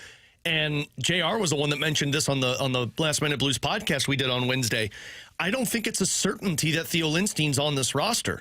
I think they want to be some competition for that spot. So that's where the Nikishin thing makes sense. He's a left-handed defenseman. He's 6'3", 200 pounds. He just averaged 18 minutes a night as a 24-year-old with Carolina that won the Stanley Cup, and he dominated the KHL when he was playing over there. So to me, this makes sense if the Blues are sniffing around. I don't know what the cost would be. Friedman had said that, the Rangers offered up multiple draft picks, including a first, and Carolina was looking more for players that could help them now. But it's also, I don't think the Rangers wanted to pay him what he's asking, which is reportedly around $8 million per year. If I'm the Blues, I'm absolutely still interested in this. I think Nikishin fits what they're trying to do. Big, offensive-minded defenseman that can move the puck. Nikishin had 11 goals this season, and 4 of them came on the power play for Carolina. He played the penalty kill for them, and I think that's a perfect second-pair defenseman that can rotate in and out with guys like Fowler and Nikishin and Tyler Tucker if they're playing. So I'd be interested. I just don't know what the cost is. Is it Lindstein plus? Maybe. And if it's $8 million, I think some people would be skeptical. I think that would fit right into what the Blues are trying to do in terms of advancing the growth of the team. Lindstein, first-round pick, and Suter? Yeah, I would do that. And I opened up $4 million in cap space, so now I'm really paying them $4 million for this year, and then $8 million once you get into it. Yeah, I would think that. And then my defense is a pretty set. good asking price if you're Carolina. Yeah, you get a pick, a player, and a prospect, and which is kind of the going rate for legit NHL level players. And the defensive that you'd be getting in Lindstein is a third pair defenseman that could grow into that role, offensive minded, and he's cheaper, so you basically reset the terms. Yeah. Now the other hiccup in this is there was a report that Carolina, and I forget who had it, that basically said if you want Nikishin, you have to take on Kotkaniemi's contract. That's where I'm out. I'm not taking on that contract because isn't he like $7 million, $6 million with Carolina? Let me see what the actual contract is so we make sure that we get this right. Yeah. Carolina, Nikishin, and then Kotkaniemi. Yeah. It's 4 years, 4.8 per. Oh, okay, so you'd be that's actually not as bad. So basically, you're replacing Suter with. I wonder if you could do Suter in the deal. And you take on Kotkaniemi back, and so you basically get 3 years at 4.5 per. Yeah. Would you consider that? Yeah, I would, because, I don't know if Kotkaniemi's cracking my top 9, but you're in my Pew Suter role to where you're fourth liner, fringe third liner, and somebody that may be in and out of the lineup. And then, if you don't like it, then you look for something that you can flip because he's got a modified no trade at the deadline. But yeah, I play would the center position. Yeah, and honestly, it's just more depth for you at that position. So I would do that if I'm getting Nikishin in this, because to me, my defense for the long-term future is Broberg, who's 25, Nikishin, who's 24, Logan May, who's 23. I've got now Brandon Carlo on my roster at 29. I've got Juracek coming. I've got Parayko locked up for 4 more years. I've got Fowler for 2 more. Like, my defense is set. And I have a lot of depth on the left side where I'm trading away Lindstein. Still have a Lucas Fisher, a Colin Ralph, multiple options that can play that spot. So if that's what it costs, I think that betters the Blues now and long term. The other thing is, and somebody on the text line mentioned this, you can also buy out Kotkaniemi for a pretty decent price here. 2 buyouts by Steen in 1 offseason? Well, easy. It's basically $850K a year for like 6 years. But you save almost the entirety of the cap hit against your book. So, like, you could buy him out next year, I think, and it basically costs you like $500,000 a year. And honestly, I don't think they would do that. I think they would look at it as an asset to where it's like, look, this guy has been a plus on the plus-minus side. He's used defensively, and he's put up 27 and 33 points. Like, would you rather have that or Finley in the center position on your 4th line? Yeah, probably him. Would you rather have him playing a wing or Toropchenko playing a wing? Probably him. Because he's big. He's 6'3", 212 pounds. Johnston's not going to play 82 games. Johnston's going to be picking and choosing where you're playing. Would you rather have him or Dylan Dubé or Nathan Walker playing on your 4th line? Yeah. Like, I don't think – I thought he was more money, which when you said 4.8, I'm like, damn, I thought he was 6 or 7. So I think it's the term as to why they're trying to get off of it, because they've got bigger cap complications than the Blues do. And they basically didn't use him in the playoffs. Yeah. So I mean, if I'm here for it, I don't think I would buy him out. I would look at that as just something that makes my team better in terms of the 4th line. And if it doesn't work, then I get to the position where it's like, cool, let's buy out. Right. That's what I'm saying here is Play it for a year. Other ways to go about this. Like, for this year, it's basically a cash neutral deal if you're able to include Pius Suter in it. Yeah. And the next 3 years, that's where, okay, it's only a modified no trade, so he's got a 10-team protected list, so you could potentially still trade him in the event that you were willing to, like, take on money or whatever. Or if you decide to buy it out, we now know they're willing to do that, at least. Yeah. So you've got that option, and it's basically the same cash as what they did this offseason with the Druin deal. Or you just keep him for $4.8 million, and it's a 3-year deal at that point in time, which is not all that problematic under the new cap. Well, so, I would be open to this. I think it would be a good deal. And he fits into their timeline. He's 26. It's not as though this is a guy that's 32 years old. Yeah. He's 26. I saw somebody say that there's a report that the asking price is Jake Neighbors. I have not heard that report from Friedman or any of the insiders. I saw that on some type of forum that popped up. If the ask is Neighbors, you're not doing that. You're not trading Jake Neighbors for Nikishin, in my opinion. And then I've seen a lot of people say, well, you put yourself in a cap scrap situation with Snuggerud and Hofer. I don't think you do. Next year, you've got $52 million in cap space. And if you add Nikishin and Kotkaniemi, that's $12 million. And I'm also talking about, what is that, $40 million then to sign Neighbors, Snuggerud, and Hofer. You're good. You're not in a bad cap situation because of how great of a job you just pulled off by having Thomas locked up and Holloway locked up and trading for McTavish and having Broberg. If it's true that Jake is the asking price, then the deal's dead. This. Yeah, you're not doing this. But if they're willing to be serious about this and they actually want to make some kind of deal, I think there's one to potentially to be done here. And I do too. We're on the same page. I think it makes a ton of sense for where the Blues are at right now. Coming up on the other side, we'll get back to the Cardinals. This next week is hugely important for them as it pertains to their deadline plans. We'll get into it next year on 101 ESPN.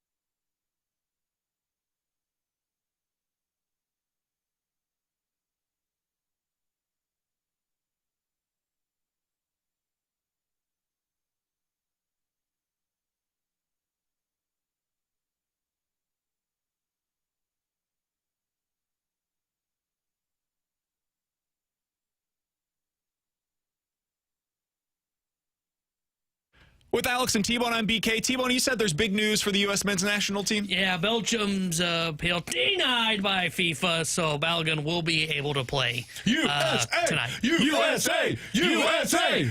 Man, we were really bad on that one. Should we try that again? I was great on that one. USA! You're just going too fast, man. How was that fast? The tempo's all off. Oh, It's man, USA. USA. No, that's no. USA. Too slow. That's like the slow clap. Those people were always jerks. Oh, you're not clapping in rhythm. Just get into it, damn it. Starting to find a theme with Alex, a lack of rhythm. Alongside Alex and T-Bone, I'm BK. I was in Glee Club, you jerk. I think that's great for you. Belgium's playing the tough game right now, guys. Did you say we're not going to play? Belgium, according to a report, the Belgians, however, continue to fire warning shots. They say they continue to contest the eligibility of Balogun and say they have told U.S. Soccer they reserve all options if he's on the team sheet tonight. So if they don't play, they're going to forfeit win. I get a forfeit, I guess. Do we celebrate that? Yeah, you advance to the round of 8. And you know what? We'll just say, I don't care how you do it. U.S. then will change their mind. He will serve his suspension for this forfeited game. Great. Yeah, that's good. And then they served it. Yeah, Belgium's just talking big to go nowhere. And they'll play tonight. And if they lose, they'll cry about it. They'll probably file some protest. FIFA will say, shut the hell up, Belgium. Jesus. Read the room. Everyone in Germany will call us cheaters. Germany? Yeah, Germany. They're not even Why do they anymore. care? They're done. Because they're a part of it. If anything, Spain and Portugal will celebrate the hell out of this because they'll kick our butts in the next round. Whoa, hey. Sorry. I mean, let's just be honest. Yeah. He's not wrong, man. I mean, we can celebrate the round of 8. I saw some pretty shocking results over the weekend. At this point, I'm unwilling to say that the U.S. has no chance against anybody. Like, Cape Verde was right there from pulling off one of the greatest upsets I've ever seen. I was locked in on that match over the weekend. All right, let's get into it. Cardinals. Back in action tonight against the Milwaukee Brewers. They've got 5 games in the next 4 days against the Brewers. This is that stretch that we've been talking about. 5 games in 4 days against Milwaukee, then 3 games in a row against the Atlanta Braves, all at home prior to the All-Star break. These are teams that, theoretically speaking, could smack you right back down. The Brewers are that good, and the pitching is that excellent. The Braves, at any given time, and you are set up to go up against 3 of their best starters, like really, there are only 3 starters basically that exist anymore on their roster right now. How are you guys feeling going into this stretch of 8 games, Alex? Kind of the way I was prior to this past weekend beginning with the Braves and Cubs. Like, I think the Braves specifically were the team that I was most honed in on. The Cubs, I just didn't really think that it was the same stratosphere, but I looked at it as this is going to be a really telling spot, and they came out victorious. But I still looked at that Brewers series as the one that you feel like you're going to get smacked back down the earth because that pitching is just too damn good. And what you're going to be relying on is perfect baseball. And if you come out victorious to where you win 3 of 5 and win this series, then you're going to be looking at this being like, okay, well, there's no sense of having the sell conversation anymore because you've done your job. But I do think in a realistic sense, I think Brewers beat you around a little bit with this one, and then it really comes down to that Braves series. Because if you can take both series against the Braves going into the All-Star break, then you've pretty much done everything you need to do to keep yourself in this position. But if you lose 4 of 5 or get swept by the Brewers and then lose the series against the Braves, I think I'm going to be viewing this as, well, I don't know if the front office views this as, well, anything can happen if we get into the playoffs, and I think they'll either stand pat or you sell. Tell me if you guys disagree with this. I think there's more upside than downside over the next week. The downside is you're basically where you were as of 3 days ago. Okay, whatever, is what it is. The upside is, if you win, it's called 4 out of 5 against Milwaukee and 2 out of 3 against Atlanta. You will have gone into the break winning 2 series against Atlanta, a series against Chicago, and a 5-game set over 4 days against Milwaukee. It's pretty hard to deny that kind of a stretch going into the All-Star break, where you're then going to have 2 weeks basically prior to the Major League Baseball trade deadline. And if you do that, you win 4 out of 5 against Milwaukee, 2 out of 3 against Atlanta. You're, 6-2? No. That wouldn't make sense. Yeah, 6-2 over that 8 games. I was trying to do math right on my head. Don't hurt yourself over there. You would be 11 games above 500 going into the All-Star break. I mean, that's a bye. That team should be viewed as a contender and one that is adding at the deadline, not subtracting. So to me, this opportunity that exists for the Cardinals, and they're doing it at home where the pitching has been much better. Now, offense has also been abysmal. Absolutely You're going up awful. against the best pitching. Yeah, you've got Mizorowski tomorrow as part one of a two-game or a doubleheader there. The good news is that one will go quick and you'll be well rested for game 2. But again, to my upside play here, if you're able to do something against Mizorowski and Kyle Harrison and Chris Sale and Reynaldo Lopez and that Waldrop cat, who apparently is amazing, I mean, what are you going to be able to deny at that point? You'll have gone through multiple slumps over the course of the first half, and you still ended up with an 11 games above 500 type of a stretch. That's pretty damn good. I still think there is some downside to it because, I mean, there's a chance you could go into the break outside of the playoff picture. Miami's nipping at your heels.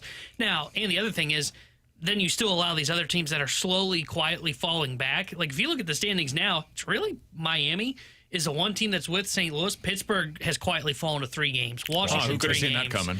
Hey, T-Bone still believes. I do believe in Pittsburgh. That Skeens guy, those got to be better. Arizona, 4 games. San Diego, 4 games.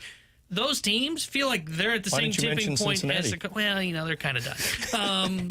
Those teams are kind of at a tipping point right now of falling because I think once you get to about 5+ is when teams really start to have a conversation of selling. Mm-hmm. And the reason that I say there is some downside here is maybe you don't separate from those teams by the All-Star break, but can you keep them around that 3-game, 2-game mark? And if you go, which is what my fear is, and now I feel better about it today than I did, say, Friday when I looked at the schedule, but if you go 2-5 in this stretch, I'm not saying that all those teams will be able to start gaining some games on you, but there's a decent chance that they do, and it still leaves kind of a muddy picture for you going into the All-Star break. I'm nervous as hell going into this.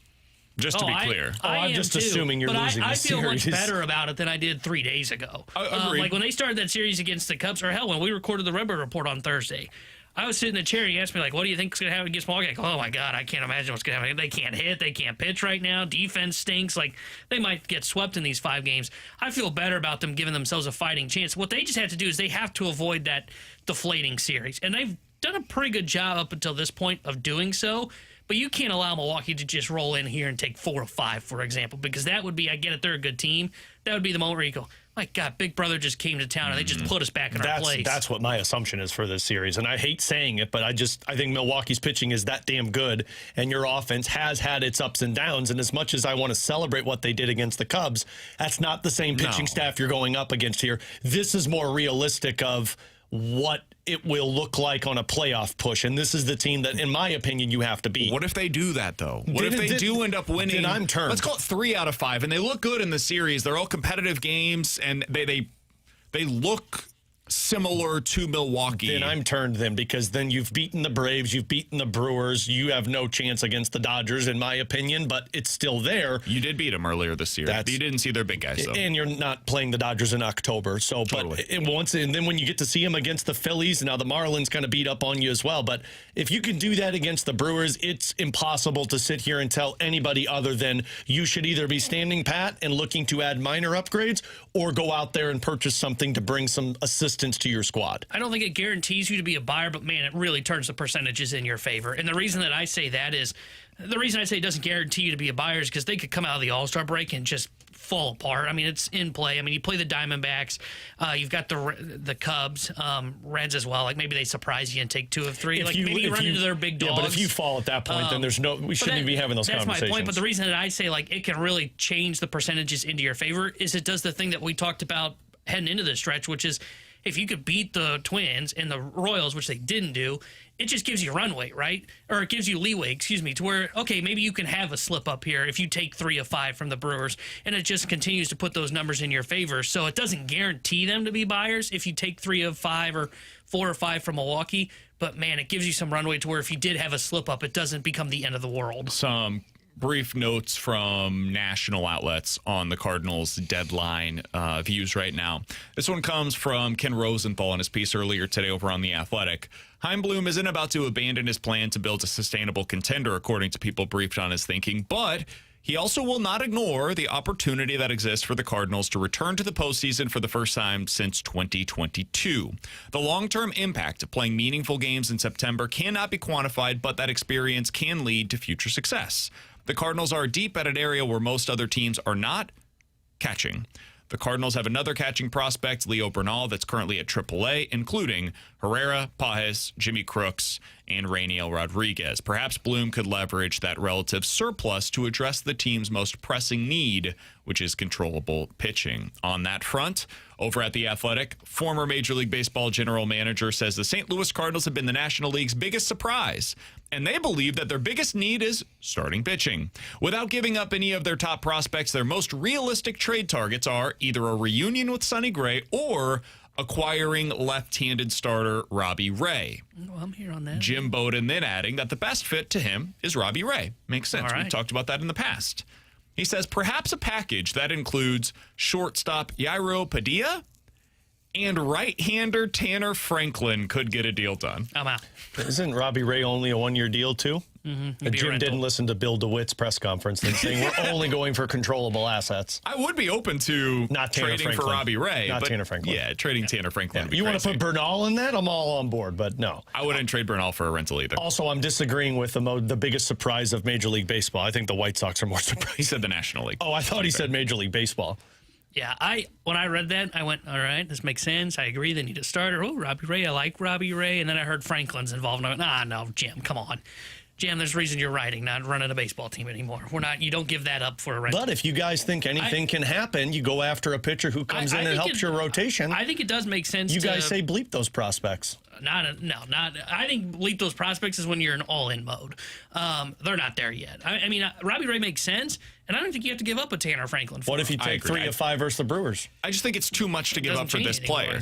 I'd be willing to trade Tanner Franklin, just not for this player. Yeah, I mean, you'd have to be getting more. Like Joe Ryan is the kind of guy that I'd be willing to include Tanner Franklin for because it's more control. And honestly, that's probably more of what Bernal would be going for as well, right? I mean, if they wanted a catching prospect, Bernal's a guy that you're willing to trade as a guy that gets control coming back in return. Correct. Yeah, I would need more control.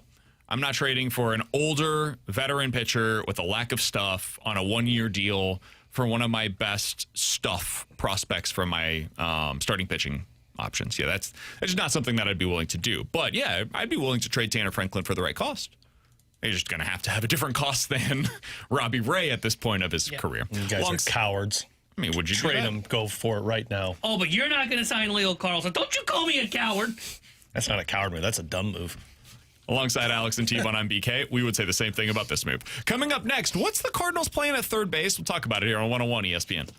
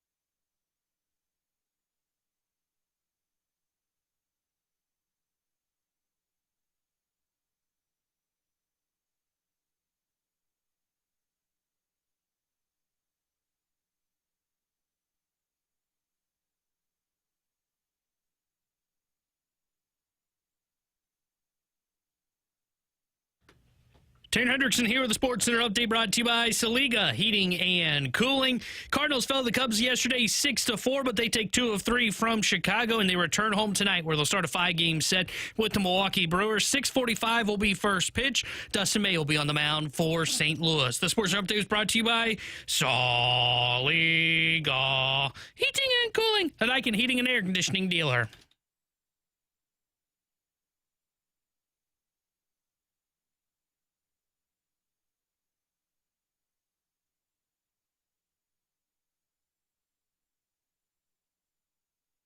What's the plan at third base for the St. Louis Cardinals? It's not going particularly well right now for Blaze Jordan. He is 7 for his last 35 with 1 extra base hit over that stretch. That goes over the course of 11 games. With Alex and T-Bone, I'm BK. Alex, over the weekend, he got a couple of off days. Now, he was good on Friday night, had 3 hits in that game, but that was the first time that we had seen real signs of life from Blaze Jordan in a while. But the last couple of days, we've seen Jose Fermin at third base. Yesterday was a day for him to forget at the position. But he's hitting, so, you live with it. Is that the plan? Was this a couple of work days for Blaze Jordan prior to a long week that he's going to get at the position? How do you view their current outlook at third? Because it sure doesn't seem like Nolan Gorman is making his way back to the big leagues anytime soon. No, and when you ask the question, is that the plan? My retort is, well, what else do they have? Gorman's hitting like 120 in the minors.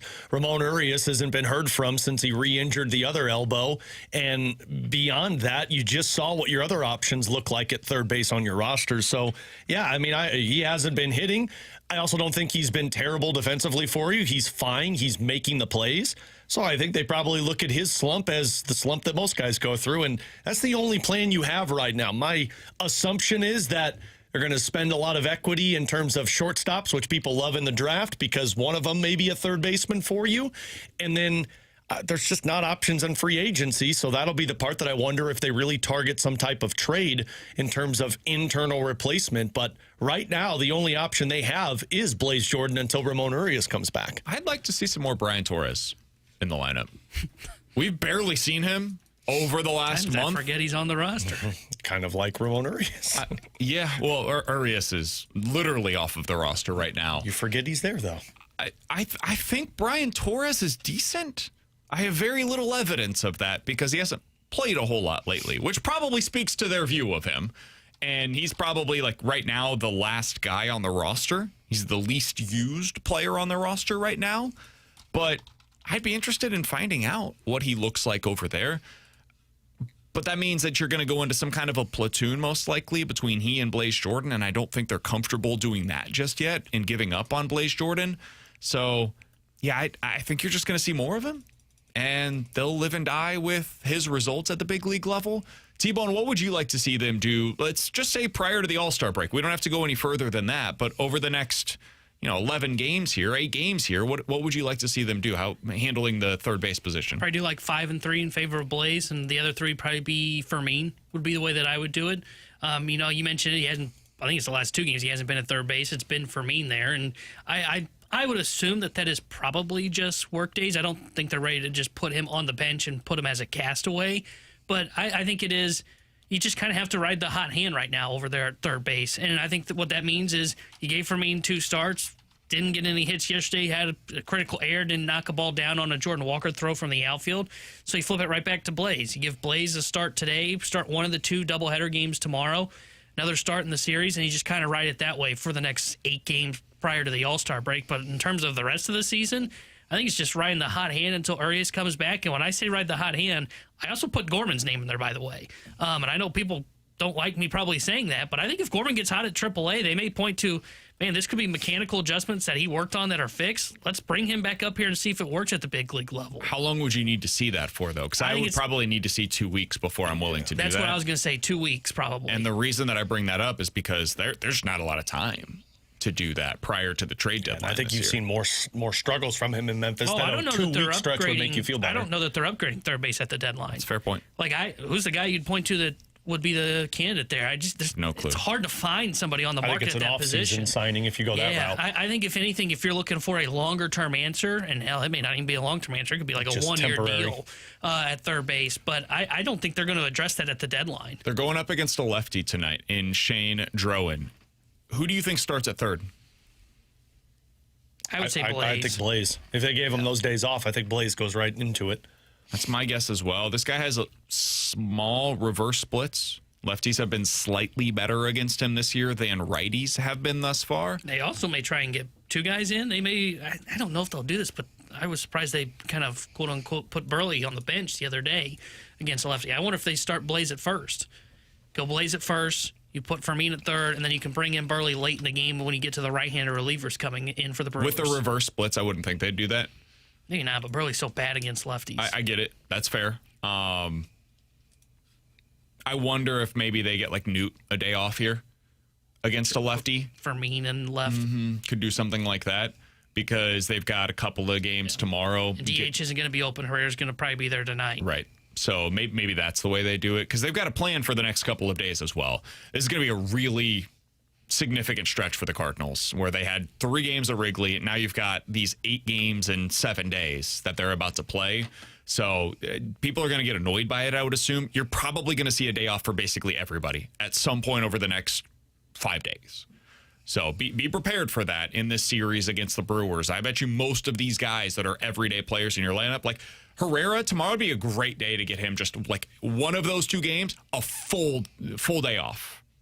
I think in the other game you play him, but in the one of those games tomorrow, I think probably because he's going through it a little bit at the plate right now as well. So my initial instinct is, yeah, I agree. I don't know, man. I could see Ollie being aggressive as hell in this series. I think this is the series you're aggressive with. I could see where the Braves series is the one where he says, man, we're getting right before the All-Star break. Sunday, getaway lineup for the All-Star break. And it feels like this series is probably a little bit more important to Ollie and the Cardinals than the Braves one. There are some series where, I understand people got mad in Miami, for example, when they had that getaway lineup. But there are some series where I look at it and go, man, if you're giving like 90% of your lineup where you have one guy out, I'd go, okay, you've got a fighting chance. Milwaukee is not one of those in a 5-game series where I would be wanting to play with one hand tied behind my back with one of my starters out every single game. Can I make my case on why I think that the Brave series is actually bigger for the Cardinals? Because you think they're going to be in the wild card picture? I think there's a chance. I think there's a better chance that you're competing for a playoff spot with the Braves than there is that you're competing with the Brewers for a playoff spot. See, Brewers are 7.5 games up on you right now. It's not so much for me of catching the Brewers. It is, if I'm not putting my best foot forward, I know the Brewers will step on my throat and kill me. And that would be my argument for it. Sorry, I had a little Army aggressive. Jesus over there, Doug. I think it's like, I think if you give guys days off in this, like, I know the Cardinals would push back against this, and for the most part, I typically agree. You got to find a way to get guys days off throughout the season. I mean, tomorrow's a doubleheader too. That's part of what I'm saying here. That game for sure. Like that one, I almost view separately. But to me, it's Monday, Wednesday, Thursday. Best foot forward for those games. Doubleheaders are different. And that's what I'm saying. Like Tuesday, I think with the doubleheader in place, one of those games I'm definitely having Herrera in the lineup for, and the other game I would probably say, you know what, like he's not only not going to be your catcher in this one, he's out of the lineup for the first time this year. Yeah, I think your big 4 have to be in the lineup all 5 games. I feel like you're going to find a way to make sure that is the otherwise, case. this is one of those where I just view the Brewers that much better. I bet you Burley on Wednesday's out. Going up against a left-handed starter, I bet he's not in the lineup in that one. Coming off of the potential doubleheader on Tuesday that he plays both games in. I wonder if they get the days off. If they do the day off, I wonder if it's in one of those doubleheaders. For Burley? Yeah. I think he probably gets a DH spot in one of those two. The one where Herrera's maybe catching. Mm-hmm. Yep. Yeah. Yeah, I think you see maybe Herrera get one of those 2 games in the doubleheader off. On Wednesday, I bet you get a Burley day off. And I wonder if, like tonight, for example, you see Newbar get the night off. I think they're going to try to rotate through some of these guys over the next few days to try to get a little bit of rest built in what is a really strenuous time in their schedule. Their last off day was Monday, the 29th of June, and they don't have another one off the rest of the first half. So they're going like 2 weeks straight of playing every single day, including 2 different road trips and a 5 games in 4 day stretch.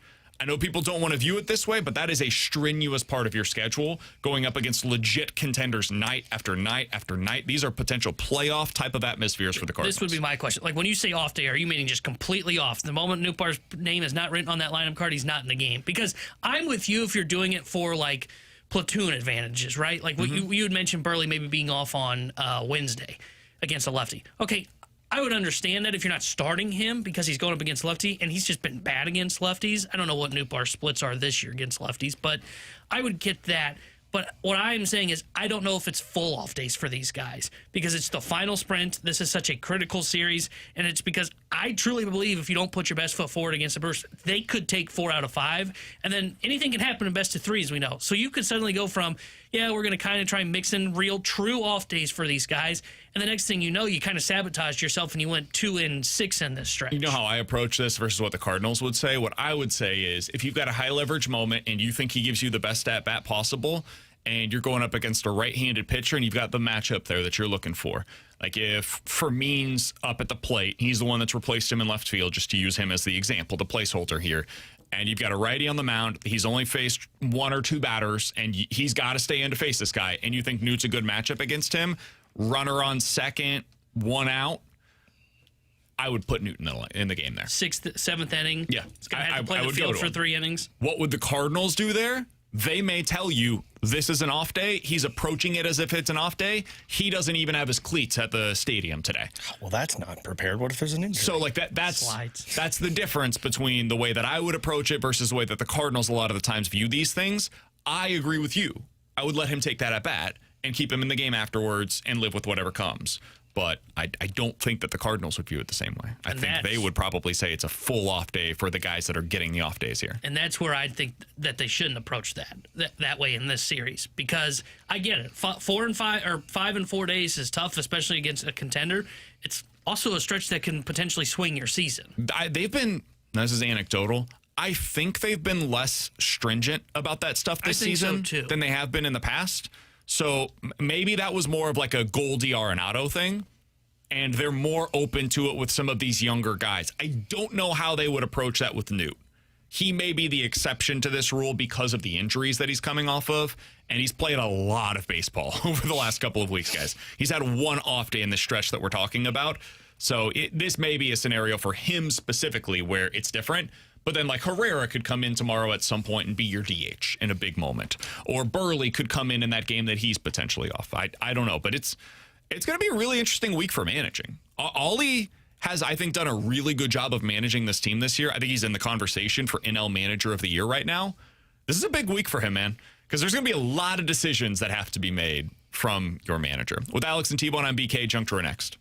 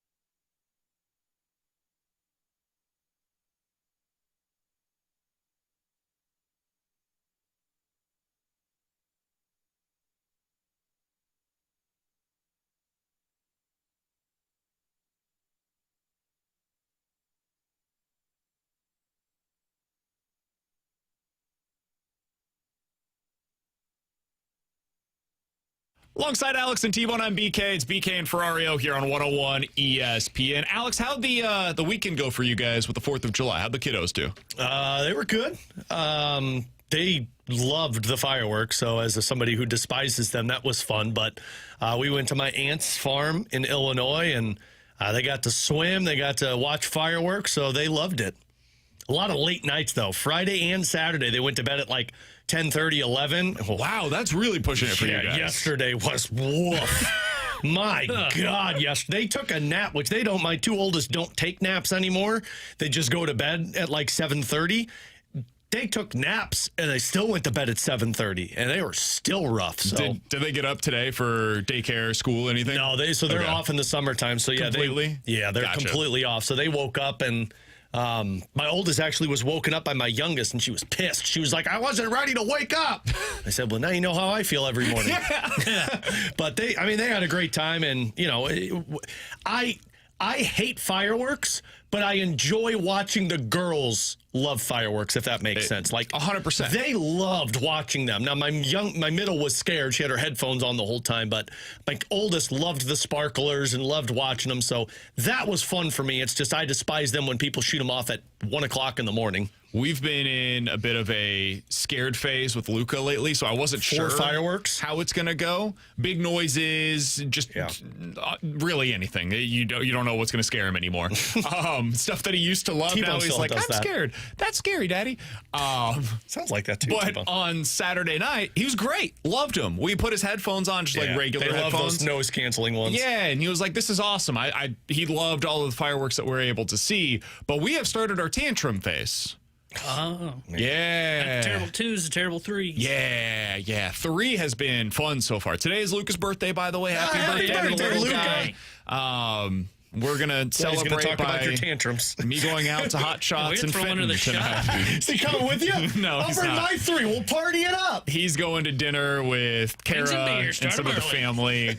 I think they're going to go get a diner tonight. Nice. Breakfast for dinner. He's excited. We did he got a donut this morning for his birthday. We've had a bunch of gifts. It's been What great. kind of donut? What do we go with? He went with the strawberry icing and sprinkles. Oh, that's interesting. My kids are into the Long Johns. They love the vanilla Long Johns with sprinkles. See, I had chocolate Long John with sprinkles. But my Emma, my middle, she just eats the top. She eats the icing and then leaves the donut. And I'm like, that's not the point. Text YouTube chat. BK, did you guys go down to Main Street? We did not. We go out to O'Fallon for their festival thing. Some of Kara's family lives in the area, so that's where we go for 4th of July. I've heard good things about the Main Street one, though. We're thinking about maybe next year. They do it on the 3rd as well. So next year we might do something closer to our place. We have not done that in the past, but it might be something that we do now with Luca. But man, yeah, we've officially got a 3-year-old in the household, so here we go. Tantrum phase. Oh boy. Yesterday, love it. He called something stupid, and I was like, "What? I've never said that before." He said, "Yeah, that was stupid." I was like, that's not a nice word. Isn't it funny how? So we do that too. Like stupid and hate are bad words in our house. Like anytime they say it, both Katie and I are like, "Whoa!" Like, hey, you don't use those words. Meanwhile, I'm over there and I stub my toe and I go, "You son of a mother!" But it's so funny because stupid and hate. I'm like, "No, we don't say that." And then Daddy goes and drops a couple of F-bombs. Yep. That's how it works. I'm calloused over to the tan. Like, again, yesterday was just a disaster, which is totally understandable because we knew how tired they were. And when they get tired, all of the emotions come out. They don't know how to handle it. But it's so like I'm calloused to it, to where it's like when one freaks out, the other freaks out. And then I'll just sit there and Katie will look at me and she'll be like, "Are you going to do anything?" And I'm like, "I don't know what you want me to do." There's nothing you can do. Just because Emma in the middle of church, she's screaming bloody murder. And Katie was like, because everyone was staring. It's like, you got to take her out. And so I just went and I sat outside with her. Yeah. And people kept walking by and she's screaming. And I'm just sitting there like this. Anybody that's had kids, though, the nice thing I've learned as a parent is that the people that have kids of their own, for the most part, there are some that are judgmental, but don't be that way, please. I still, though, as long as somebody's trying, I tense all you up can do. because I don't like interrupting other people when they're trying to like focus or doing something. So I tense up. And I know everybody knows and gets it, but every time they start to freak out, I'm like, okay, we just got to leave this area and go somewhere where you can scream and yell and just get it out of your system. Yeah, that's all you can do. We went out to Kansas City a couple of weeks ago, went to Union Station. Luca was losing his mind. Kara took him outside, got him a little something to eat. 20 minutes later, he was good. That's what I do. Emma, but we need that time. Yeah, Emma's our toughest one to where she just, everything needs to come out. And so I'll just take her and I'll go sit in a room and I'll just let her scream the whole time. And then after about 10 minutes of it, she's like, okay, we're good. Yep. Whatever works for you. Alongside Alex and T-Bone on BK, somebody in the YouTube chat said, SoCo Mo. I think T-Bone's sleeping right now. Yeah, T-Bone has his tantrum phases too. Yeah, Coming up in 15 minutes, we'll play a game of in or out. You guys give us a scenario. We will tell you if we are in or out here on 101 ESPN. But next, how has this offseason changed your outlook for Robert Thomas in 2026? We'll talk about it next year on 101 ESPN.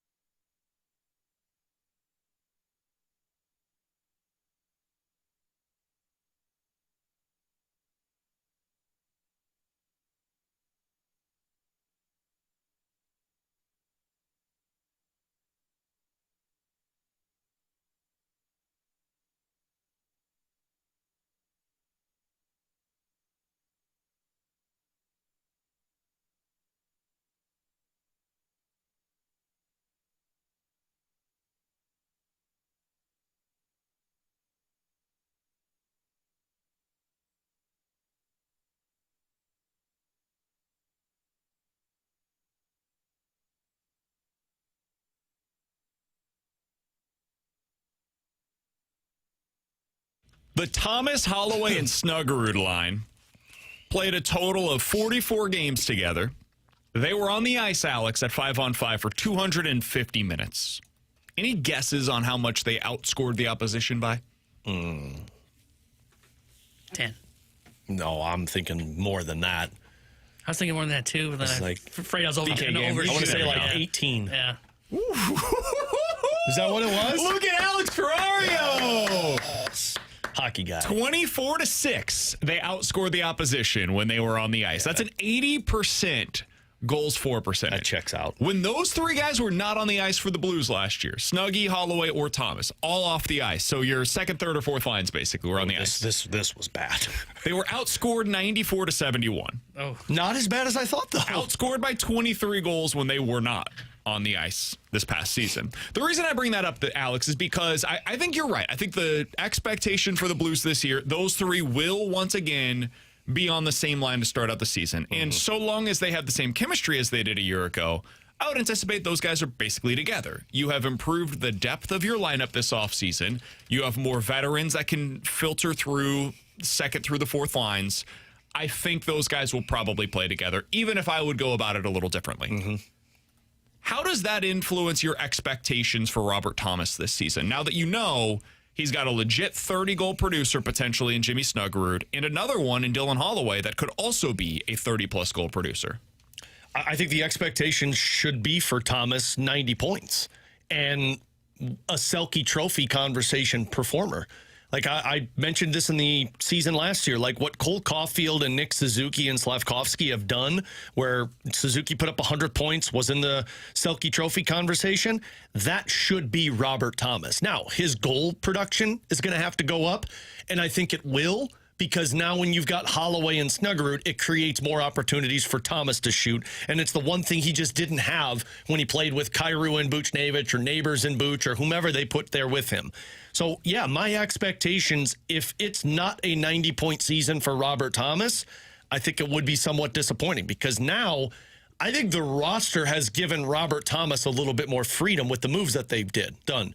You mentioned it. That is my biggest thing. This is a deeper lineup than what it's been probably since that year when O'Reilly and Tarasenko and Perron were all on the team. I would say 22. They had a really good year in 2022. Wasn't that year, though, with O'Reilly and Tarasenko? I don't think Tarasenko was here that year. I thought that was the one where he put up 40. I think he would have been here. 21-22. Am I wrong on that? Because 22-23 was when they started shipping guys out and selling off. Yeah. Okay. You're right. No, it's fine. It's fine. We're all in this together. I apologize. This is the deepest it's been. Last season, like... I did a well, actually, and I was wrong. I apologize. That should be your nickname, actually. Last season, the injury obviously had an impact on this one, but they weren't deep to me. Without Kyrou performing and Pavel Buchnevich really struggling, you had no center depth because Pius Suter resulted in not kind of being a center for them. Bukestad didn't work out. Schenn had a bad year. That was the only line they could turn to say, well, we need to score a goal here. Now, and you're still going on ifs, I'll acknowledge that, but with McTavish, with McMichael, that gives Dvorsky a third-line role, that pushes down a Jake Neighbors into a third-line role, or maybe a Pavel Buchnevich into a third-line role. It's deeper, which means you're not overusing Robert Thomas, which means I think you can produce at a better rate. So, yeah, for me, the expectation is that guy is a 90-point producer and a Selke Trophy candidate. Yeah, I mean, I agree with that. And I think this is the year where, especially if you can start out on a line and he can hopefully be healthy as the start of the season, the expectation is that this has to be the guy that becomes the driver of the bus, right? And he has to be a guy that's point per game, Selke conversation, and it's that top line. And I agree with what you said. They've got better options as well, to where if for some reason this line doesn't connect, all right, you can try other pieces up there, right? You could try a McMichael up on that top line potentially and see if that works for him on the wing. Or if they bandage the McTavish experience at center position, maybe you bump him up there on the wing and see if he can score with Robert Thomas. So, yeah, I think expectations be he's able to be a point-per-game guy for the St. Louis Blues, and he's the guy that's driving the bus, unlike he did at the start of last season. So I wanted to look at this because how many players, let me start with this. How many players last year do you think in the NHL had 90-plus points? EK game 35 feels high. It does feel high when I said it. I'm thinking like 20. 13. 35 was really high. 13 players in the NHL last year had at least 90 points. The reason I bring this up is because most of them also had another player on their team that had 80 plus. So you've got Connor McDavid. He had 138 points a year ago. Now that's a guy that I'll offer sheet. Yeah. By the way, I think we had another one in the NHL just now. Did we? Simone Nemec, 5 by 7.3 with Calgary. Didn't he already? Yeah, no, get he's traded? with Calgary. He just signed a contract there. I saw the picture of him in a Devils jersey, and I was trying to figure out this whole time Yeah. if he's been offer sheeted or not. You should have played the breaking news sounder. It would have made me forget the Alex Pietrangelo thing. So McDavid had 138 points. Leon Draisaitl had 97 on his own team. Mm-hmm. Kucherov had 130 points, second in the NHL. Also on his team was Jay Ginsel, who had 38 goals and 88 points. Nathan McKinnon, 127 points last year. He also had on his same team Martin Necas, who had 100. Mark Scheifele, 103 points last year. Had Kyle Connor on his team, who had 92. Nick Suzuki had 101. Had Cole Caulfield on his team, who had 88 last year. David Pastrnak is seemingly one of the only exceptions to this rule. Yeah, that dude just scores. He had He's a 100 power play points merchant. last year. Yeah. Second on their roster. God, who was second on the Boston Bruins? Guess is Zaka? Was outside of the top 50 in the NHL, so I have to go to a separate page to figure this out. It was Geeky with Oh, that makes 68, sense. but he did have 39 goals, so he had a near 40-goal score. And also, I don't think they played alongside on him. the same line. I think Geeky's My God. a different position, or I think he's a winger that played on the second line. Jason Roberts had 96 on his team. Wyatt Johnston with 86. Evan Bouchard was with the other two guys, and that's it. End of list for guys that had 90-plus points from a year ago. Basically, all of them outside of David Pastrnak had another player on their roster that had 80 or more points, and Pastrnak had another player on his roster that was a 40-goal scorer, or close to it, 39. Do you guys think that Snuggerud and or Holloway have that potential of getting to 80-plus points this year? Yeah. Because that's basically what we're saying. Yeah, I think Holloway does. If Holloway stays healthy, I think he has the potential to be an 80-plus point producer. And then Snuggerud, I think that time is going to come. I'm not willing to just say he can score 35 this year. I think it's going to be a little bit, but I do think he could be a 25 to 30 goal scorer, and we've seen him with playmaking ability. So, again, I look at that. I look at that Montreal Canadiens line. I think Holloway could do similar point production to Caulfield, not scoring the goals like Caulfield. And I think Snuggerud can do similar production to what Slavkovsky did last year, which was like 60-something points. So they have to stay healthy, though. And the chemistry has to be there. Like, if Holloway gets hurt, Thomas gets hurt, and I'm saying that because they've been injured the last few seasons. If there's an 82-game schedule for those guys and they stick together, yeah, I think Holloway could be an 80-plus point producer and Thomas could be a 90-plus producer. Yeah, I think Holloway would be the one that I would circle as well. Can Snuggerud get there? Maybe, but right now he's kind of a, I don't know if this is fair to say, more of a one-tool player of relying on the shot. Holloway feels like he can drive offense and he's got the shot. I think Snuggerud can pick up the points similar to Tarasenko with the assists. I don't know why, but when I picture Snuggerud, I picture him more in the power play merchant category. I think that's because that's what people have labeled him as, is just like the shot. And to me, like, that's what Bolduc is. Bolduc was he's going to get you the goals for the power play, and that's about it. And I think Snuggerud showed the playmaking ability last year that he can pick up probably 30-plus assists in a season and then score 25 to 30 goals. Yeah, I think he's a better playmaker than we gave him credit for. He had 30 assists last year. Yeah. He was second on the team in assists behind only Robert Thomas.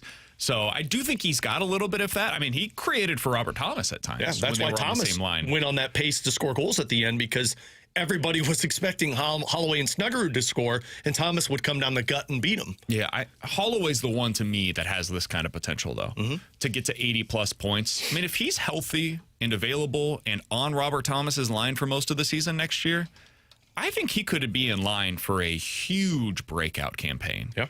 The likes of which we're going to be looking back on his contract and saying to ourselves, oh, my God, thank God they got that thing done. Yeah. Because having him locked up long-term at this contract is going to look like an absolute steal if he can play for the entirety of next year the way that he did for the second half when he was with Robert Thomas I last year. think by next season, not this coming season, but the following year, 27-28 season, I think you're going to see a Dom article talking about how the Blues have some of the best steal contracts in the National Hockey League. Broberg, Holloway, and Robert Thomas. I think those are going to be viewed as three of the best contracts in the National Hockey League if things go accordingly this season that the Blues are hoping that they do. With Alex and T-Bone, I'm BK. Coming up next, 314-399-9646 is the Air Comfort Service text line for In or Out here on 101 ESPN.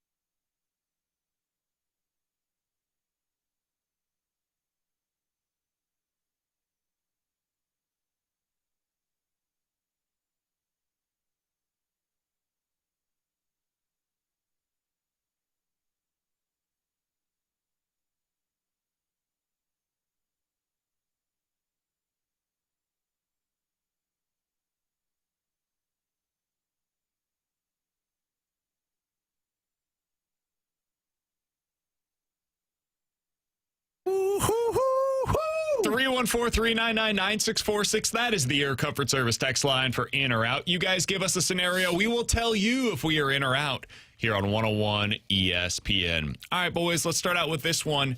In or out, you would be happy if Joshua Baez became a slightly better version of Nolan Gorman.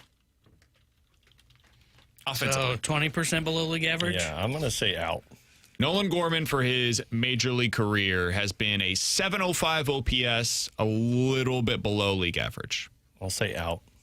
I think people have higher expectations for Joshua Baez, especially for seeing how Walker and Wetherholt is. I think people view him as a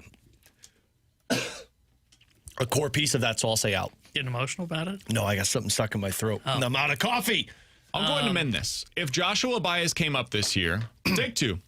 If Joshua Baez came up this year, soon, and put together for the rest of the season what Nolan Gorman did in 2022 in his first year up at the big league level. Oh, that I'm in on. Gorman that year played in 90 games and had 14 homers, 13 doubles, and hit 225. He was 5% above league average offensively. In or out, you would sign up for that from Joshua Baez the rest of this season. In. If it's just this year, I'm absolutely signing up for that. Long term, so I'm glad you amended that. That would be a failure for me, but if it's just this year, absolutely, I'm in on that. Yeah, I'd be in on that for the rest of this year because that'd be a big boost added to your lineup, and especially if you try to, which I think they might do, go the route of we trade Nootbaar for assets while we also add to like the pitching side, and then Baez just replaces Nootbaar. I would be in on that. Honestly, in the long term, if he was just a guy that was 15 to 20% above league average that gave you like 30 home run power, I'd sign up for that in a heartbeat. From the 618, Baez is 5-tool guy, though. Gorman is 1-tool. It'd be a massive disappointment. Baez is very much not a 5-tool player. No. Just so we're clear here. He is not a great defender so Doesn't far. get on base. He does not have a great batter's eye. And the hit tool is not there. So he's got power. There's no doubt about that. But does he have speed? I think he's pretty athletic. So that's good. He's got more tools to work with than what Nolan Gorman did, but let's not make this into him being Jordan Walker, who is about as close to a 5-tool player as the Cardinals have had in recent memory.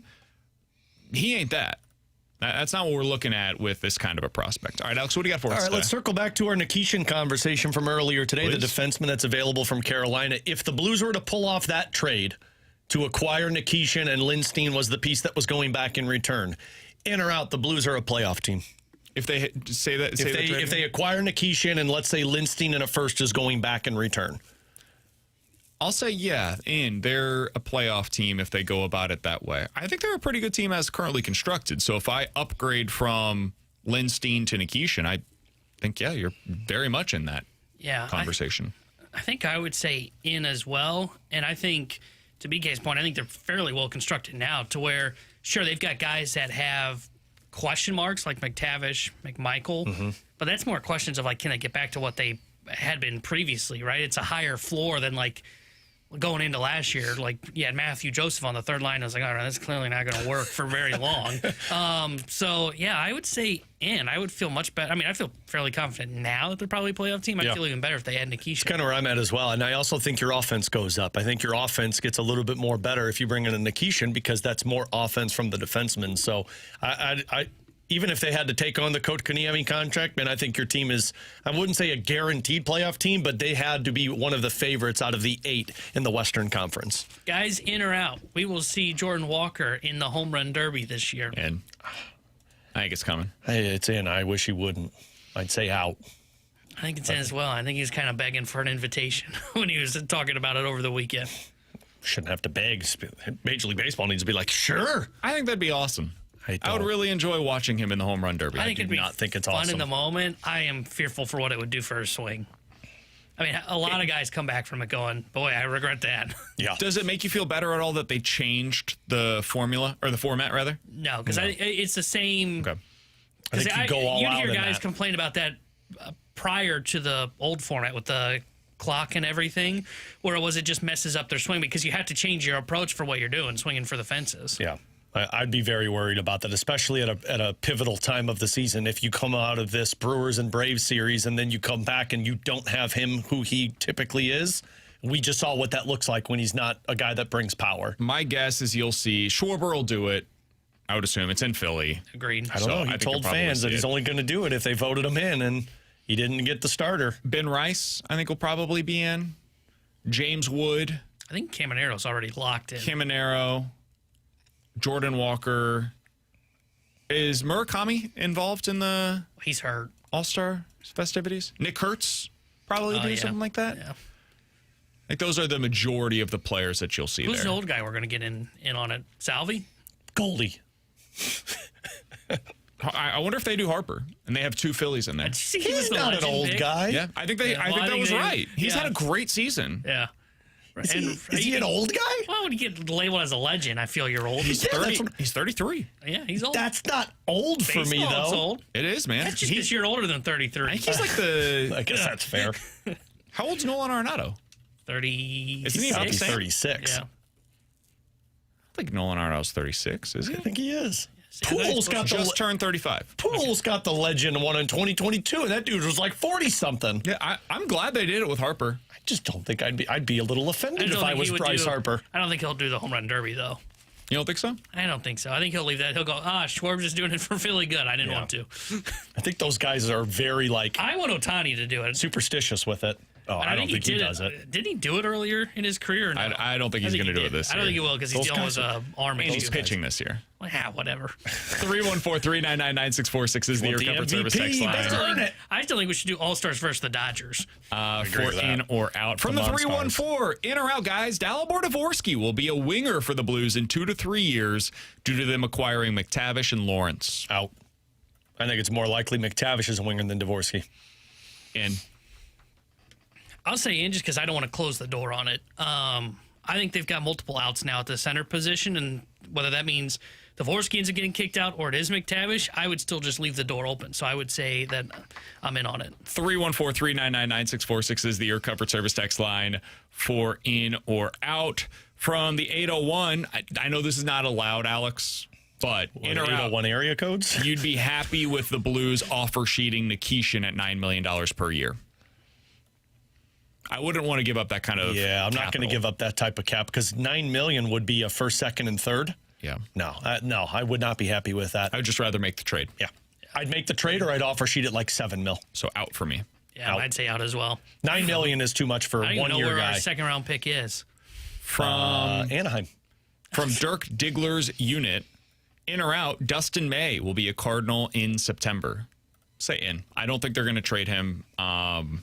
In part because I'm not sure anybody's going to be willing to offer more than the second round compensation they could get via the QO. I'll agree with that. I think they'll investigate it. I just don't think they're going to get what they want in return for it. So I'll say I'm in. I'll say in as well. I think it's what BK said, that they don't get what they would want for him, because I do think they'll listen to him even if they're in a playoff spot. And then I think they'll just say, man, we're not getting the offers we want. Imagine if we had Robbie Ray plus Dustin May to start a playoff series, or Sonny Gray and Dustin May to start a playoff series. From the Ivan Herrera worshiper, guys, in or out, Nathan Church, has solidified himself as the starting center fielder for the Cardinals for years to come. Out on that for me. He solidified himself as the starting center fielder for right now, and that's pretty good. Yeah, I'd say for the rest years to come. I'd say for the rest of this year, and then after this year, I think it's up in the air. Yeah. I'm not even sure about the rest of this year. If he goes in a 2-week slump and they've got Joshua Baez still playing like he has, I think you might even see them make the move then. Yeah, and he becomes the fourth outfielder. I would say out, but I think he's in the driver's seat right now on the depth chart of how they're playing this out for the next 3 to 5 years.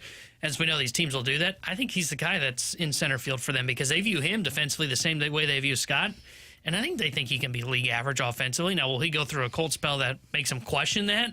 Who knows? But I say out, but man, he's definitely the one in the driver's seat. We were just talking a little bit about the All-Star game. There are some snubs across the National League. One of the biggest might play for your St. Louis Cardinals. We'll talk about it next year on 101 ESPN.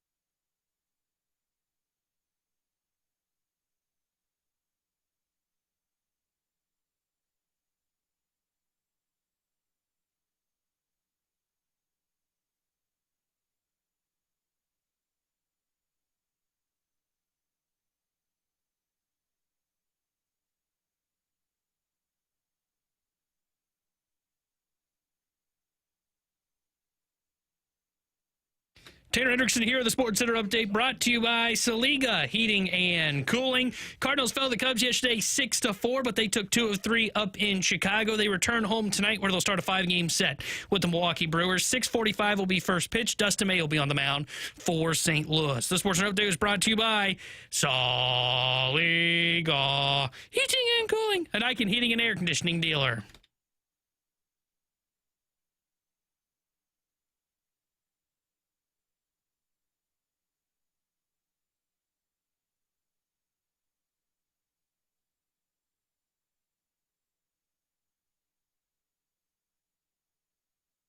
Cardinals fans were mad over the weekend, Alex. They never get mad, man. It was announced that Jordan Walker is their lone all-star representative for the team. I think T-Bone owes them up an apology, by the way, because he told the Cardinals fans how ashamed he was of them. Well, I mean, they could handle this themselves if they'd vote more. You get 10 votes per email. You could have 5 different emails. I've got 3 different emails. I was thinking you were going to apologize and then have to get mad again. No, if you're mad, your fault. Okay. So Cardinals fans were upset over the weekend. Is the title of the podcast today. About the all-star voting and the all-star selections overall. Because JJ Wetherholt has had a fantastic season. There's no other way around it. He's been great. And if you look at the all-encompassing metrics, such as the one that T-Bone hates in wins above replacement. Oh, here we go. He's as good as it gets in terms of players, especially in the National League, that did not make the All-Star game. He's been worth nearly 4 wins so far this season in the first 83 games that he has participated in. In other words, he's on pace for more than 7 wins this season. That's a crazy year for anybody, much less a rookie. And so for him to not make the All-Star game, it is pretty disappointing. I think he was a more than deserving All-Star candidate. That being said, I could say the same thing about Bryce Terang. Bryce Terang has also had a spectacular season for the Milwaukee Brewers. 12 homers so far this year, getting on base at the same clip as JJ Wetherholt. Also a pretty darn good defender, adds a ton of value on the bases. There were just too many good options at second base in the National League. That's the truth of the matter. There were 4 good options, and the Cardinals had one of them, and he didn't make the list. Mm-hmm. So I wasn't overly frustrated by it, Alex. I kind of expected that he would not make it. Were you A, surprised, and B, what was your level of frustration with the decision? There wasn't frustration from me. And I mean, as much as I wanted him to be an all-star, and I think it was well-deserved for how good of a season he's had, like, you're right. Like, you look around the options that were second baseman, it's a hard list to crack. And to me, when I saw the names that were on there that JJ Wetherholt missed out on, you look at it and you be like, his time's coming. And as frustrating it is that you don't get it for the rookie season and for how great of a year you've had, like, you look around and say, he's going to beat these guys out. If he continues on the same trajectory moving forward, JJ Wetherholt is a consistent all-star. So it's not like something to where he's been in the league for 4 years and he's continued to do this and keeps getting snubbed. Man, this is the first year for JJ Wetherholt. And I think, like Ozzie Albies being the named second baseman, I think JJ Wetherholt's had a little bit of a better season than Ozzie Albies. But that's the name recognition when it comes to the votes and when you get that on there. So I wasn't bummed about this at all. Like, it sucks, yes. But I think J.J. Wetherholt is going to be an all-star for a long time to come, and this was just the first of many years where we're talking about it. If it was truly about who are the best second basemen in the National League this year, J.J. Wetherholt would be on this roster. But it's not just about that. First is the fan vote, and Alex's point, that's how Ozzie Albies gets on this list. Now, you can hate that all you want to, but this is ultimately a popularity contest. This is a game that is played for the fans, and they voted Ozzie Albies in primarily because of name recognition, and he's also having a good season. Is it great? No, but it's good. It's good enough to where I don't think it's like a travesty that he's participating in this particular game. And then beyond that, you look at the other options. Luis Arraez is one of them. He's had a really good year. I have no problem with Luis Arraez being a part of this team. Otto Lopez is on it. He's been fantastic so far this year. It's like, I don't think it's that bad. I think they got perfectly adequate options here for the National League. And because every team needs a representative, this is kind of the way that it goes sometimes. And you end up with a guy getting a snub, and maybe somebody drops out, and either Bryce Terang or J.J. Wetherholt end up getting included in this, and they get to put next to their name that they were an all-star in 2026, and they would be more than deserving. But I wasn't all that concerned about it or frustrated by it. It is what it is. He's a rookie. He'll probably win Rookie of the Year, and he'll be deserving of that too. Yeah, I agree with you. Like, I wasn't surprised they didn't get named, and if I'm not mistaken, I think Urias is the only Giants All-Star, right? So they had to have a All-Star. Now, we can have our quibbles about that if we want, but I just think this happens to be such a Logan great Webb year. made it too. Oh, did he? Okay. This is such a great year at that position to where I agree with Alex. Like, yeah, it sucks. You know what? But you know what? As a rookie, maybe not the worst thing in the world to have a week off here during the All-Star break. Especially for him. Yeah, so maybe he'll become a replacement. There will be a bunch of guys that end up dropping out because something's barking, so they'll get out of the All-Star game, and then he can maybe go and fill in. But I had no issues with how Major League Baseball did. I feel like they got the All-Star rosters for the most part pretty right. The actual guy that I thought got snubbed was the former Cardinal, Wilson Contreras. That guy belonged in the All-Star game. Yeah, that was crazy. Not getting him in, given his numbers this year, is really disappointing. He has an anger problem, apparently, so they can't put him in, just in case. That's tough. that one was tough. They did get Ben Rice in on the American League team, and he's also had a really, really damn good season. So they just had good options this year. This has been a good season. Somebody on the text line, I just want to respond to this real quick. Because somebody said, BK, you told us that he wasn't going to be a star. You compared him to Andrew Benintendi, speaking of JJ Wetherholt. I went back and looked because I was curious, okay, how wrong of an assumption was that? Dude, JJ Wetherholt has literally been Andrew Benintendi from his first 6 years in the major leagues. Like, it's almost a one-for-one comparison, but with better defense. JJ Wetherholt this year is batting .270. From 2016 to 2022, Andrew Benintendi hit .280. On base percentage, .360 for JJ Wetherholt this year, .350 for Andrew Benintendi. Slugging percentage, it's been .420 for JJ Wetherholt. It was .430 for Andrew Benintendi. Overall OPS, .782 versus .780. They've been almost exactly the same in terms of what they have as a hitter's profile. The difference is there's been more value from a defensive standpoint from JJ Wetherholt this year than there was for Andrew Benintendi. That I did not foresee. That I was dead wrong about. I didn't know he was going to be this good this quickly on the defensive side of the ball. He's been awesome. But in terms of what they bring offensively, even all the way down to like stolen bases, JJ's at 9 so far this season, so on pace for roughly 20 on the year. In terms of Andrew Benintendi, 20, 21, 10, 8 after the injuries hit. Like, it's the same guy. That was when it was hard to, I don't know if it was hard to steal bases, but it was less, they were more frowned upon doing so at that point. Somebody brought this up saying if he played a different position, would he be an all-star? I don't think he's making it, because at the shortstop position, let's say he was a shortstop, Otto Lopez has just been better for Miami. Abrams has been a star. Yeah, that's your comparison, is like it goes by infielder once you get to the bench for these guys. So who are you replacing? Otto Lopez, Matt Olson, maybe Sal Stewart? Maybe he gets in over Sal. I could see that. I think he's more deserving than Sal Stewart. If he was an outfielder, though, I mean, is he making the team over Corbin Carroll, Pete Crow Armstrong, James Wood? Like, I don't think this was anything about like the position that he played and the second baseman being loaded. I just think the names that were on here just have had better seasons, which is not taking anything away from JJ Wetherholt. JJ Wetherholt has been awesome and is in the Rookie of the Year conversation. But that's why there's just going to, you hope he builds from this, and there's more all-star games to come for him. Out of curiosity, if they came to you and said, who is the more deserving all-star this year, Jordan Walker or JJ Wetherholt, you get to determine the Cardinals representative, who would you have selected? I'd say Jordan Walker. I agree. I would have said Walker as well. Yeah. I don't think there's any. I think they got it right for the Cardinals. I mean, Jordan Walker's in the MVP conversation, so I don't think you, regardless of how great Wetherholt is, Walker's a middle of the lineup hitter. He's a big-time player defensively in the outfield position for you, and he has been the guy that has been one of the main reasons the Cardinals are doing what they're doing right now. And power plays. Yeah. And his power has been better than what you've had out of JJ Wetherholt. That is not to diminish what Wetherholt has accomplished, and he's been great, and he's been doing it right off the bat. But there's a 100-point difference in OPS between the two in favor of Jordan Walker. Tie goes to the offense, and Jordan Walker has been a better offensive player this year than JJ Wetherholt for me. Yeah. So that would have been my pick for them as well. I think they got it right. I did too. I think that I hope JJ gets in. Yeah. Maybe he could be named as a replacement, but I think they got it right for the Cardinals. I even think in the replacement, you're probably the second guy on that list. I think Terang is probably who they go to first, because Terang's just had a really good season. And again, it's not taking anything away. It's not saying he's had a bad season because he's not an all-star. It's just you didn't get to that threshold, but you are a rookie.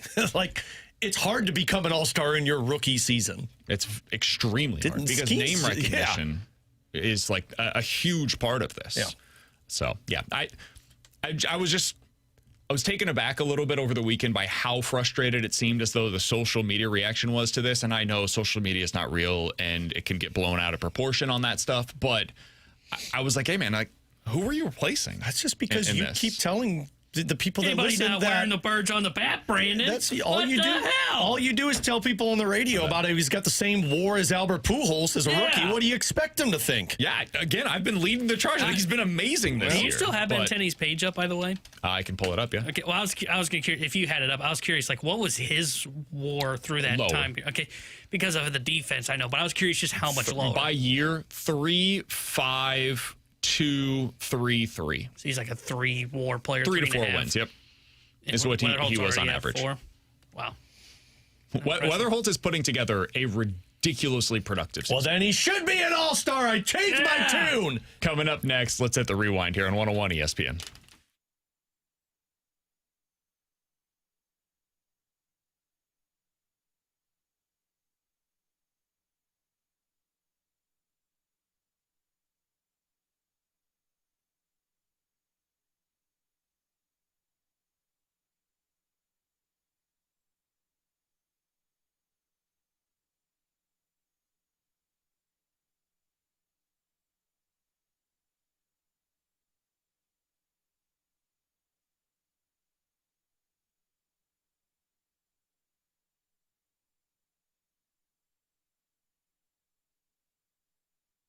Alex Ferrario with you to talk about my friends over at Classic Air Care Heating, Cooling, Plumbing, and Electric, a company that has been taking care of the Ferrario household since 2016, a company that my dad has been using since the 90s, and it comes down to the trustworthy and professional atmosphere that they provide over at Classic Air Care. I've had numerous occasions where something's gone wrong in my house. I call Classic Air Care. First, the biggest thing, I get a response when I call, which doesn't happen an awful lot when you call HVAC systems, especially in the heat of summer, but I also get action done. They're back out there within 24 hours, and that's because they've got 100 vans out on the road that can get to you quickly. But when they come out, you have experienced technicians of 30 years that come into your home that will show you what went wrong, how to avoid it, and make sure that everything is taken care of in a professional manner. So don't believe me, they've got thousands of 5-star reviews on their Google Plus page. Call them today, have them take care of your home with your HVAC system, your plumbing, your electricity.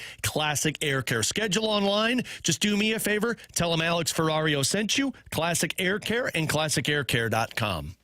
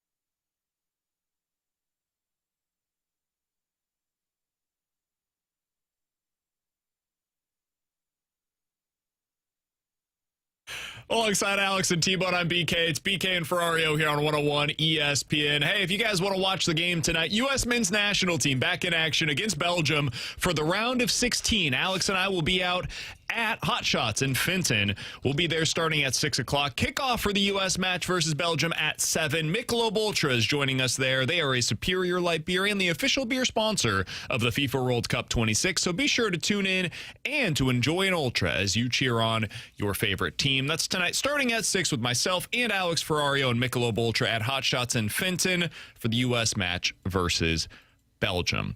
If you guys missed anything from today's show, be sure to check it out on the podcast page. You can find that at 101ESPN.com and the free 101 ESPN app. And those podcasts are sponsored by Shea Fedora Company. You can also go back and rewatch anything on the YouTube page at youtube.com/101ESPN-STL. If you haven't done so yet, be sure to subscribe to that page, youtube.com/101ESPN-STL, and you can get each and every episode right there ready to go. You'll get a notification whenever it is that we go live or when we put a new edition of the Last Minute Blues podcast or the Redbird Report out. All right, Alex, before we get out of here, Cardinals back in action this evening against the Milwaukee Brewers. And this is a big one. They're going up against yet another out-of-nowhere starter for the Milwaukee Brewers. This bleeping team, man. This guy, the Shane Drowan, he has started now like 10 games this season. He's gone 57 innings for them, and he's been spectacular. He was a throw-in. I don't know if that's fair. He was one of the pitchers that they got in their deal for Caleb Durbin, along with Kyle Harrison. So half of the Brewers' rotation is now just pitchers that they got from Boston, where they decided, yeah, we don't need these guys. But anyways, he's got a 3.1 ERA, left-handed pitcher. He's got reverse splits. What do you think this game looks like tonight? How you feeling? Not great. I think the one chance that they have a shot at winning is probably in those doubleheaders, and you hope that you can get, and I know Mizorowski's starting one. Who starts the other in that doubleheader? I don't think they've announced Yeah, yet. they haven't announced it. yet. That Pitching plans for this week are completely up in the air. That to me, I think, is the one shot at this one, but I just don't feel great about going into this series. The Brewers pitching is just so damn good, and I just don't know what your offense can do against this. So I don't feel great about this series, and I hope I'm proven wrong, and I hope I'm celebrating that they win this series at the end of it. I say they win tonight. I think now that you got 3 of your 4 big bats going, I think that helps. And I expect a bounce back from May. I'll say Cardinals win 5-3. That was what I was going with. I agree. Cardinals get a win tonight, 5-3 against the Milwaukee Brewers. U.S. men's national 4-1 team loss. also at 7 o'clock. Alex, Yep. We're going to be out there watching this thing together. Hell Do you yeah. think they get it done? Yeah, They're going to I have do. their best player. Yeah, I mean, come on, Donald man. Trump put in the call. Belgium's too angry right now, so it's going to be hard for them. They're going to keep trying to appeal this thing all the way up. They're not even prepping for this match. So, yeah, no, I say they win this one. This World Cup's had some great stories, and I think it's going to add to the drama. So, U.S. 1-0. Belgium scores the lone goal. And God, that would be so good. I hope he scores the first one. I think this one is a 2-1 victory in favor of the U.S. They go to extra time in order to get this thing done. 2-0. I couldn't Shutout handle that. just to That'd be too piss off nerve-wracking. soccer fans. So that'll be what it is tonight. We will break all of that down for you guys tomorrow. We'll be joined by Jeremy Rutherford for our weekly conversation with him. Can't wait to do it. We'll talk to you tomorrow at 11 a.m. The Fast Lane's next here on 101 ESPN.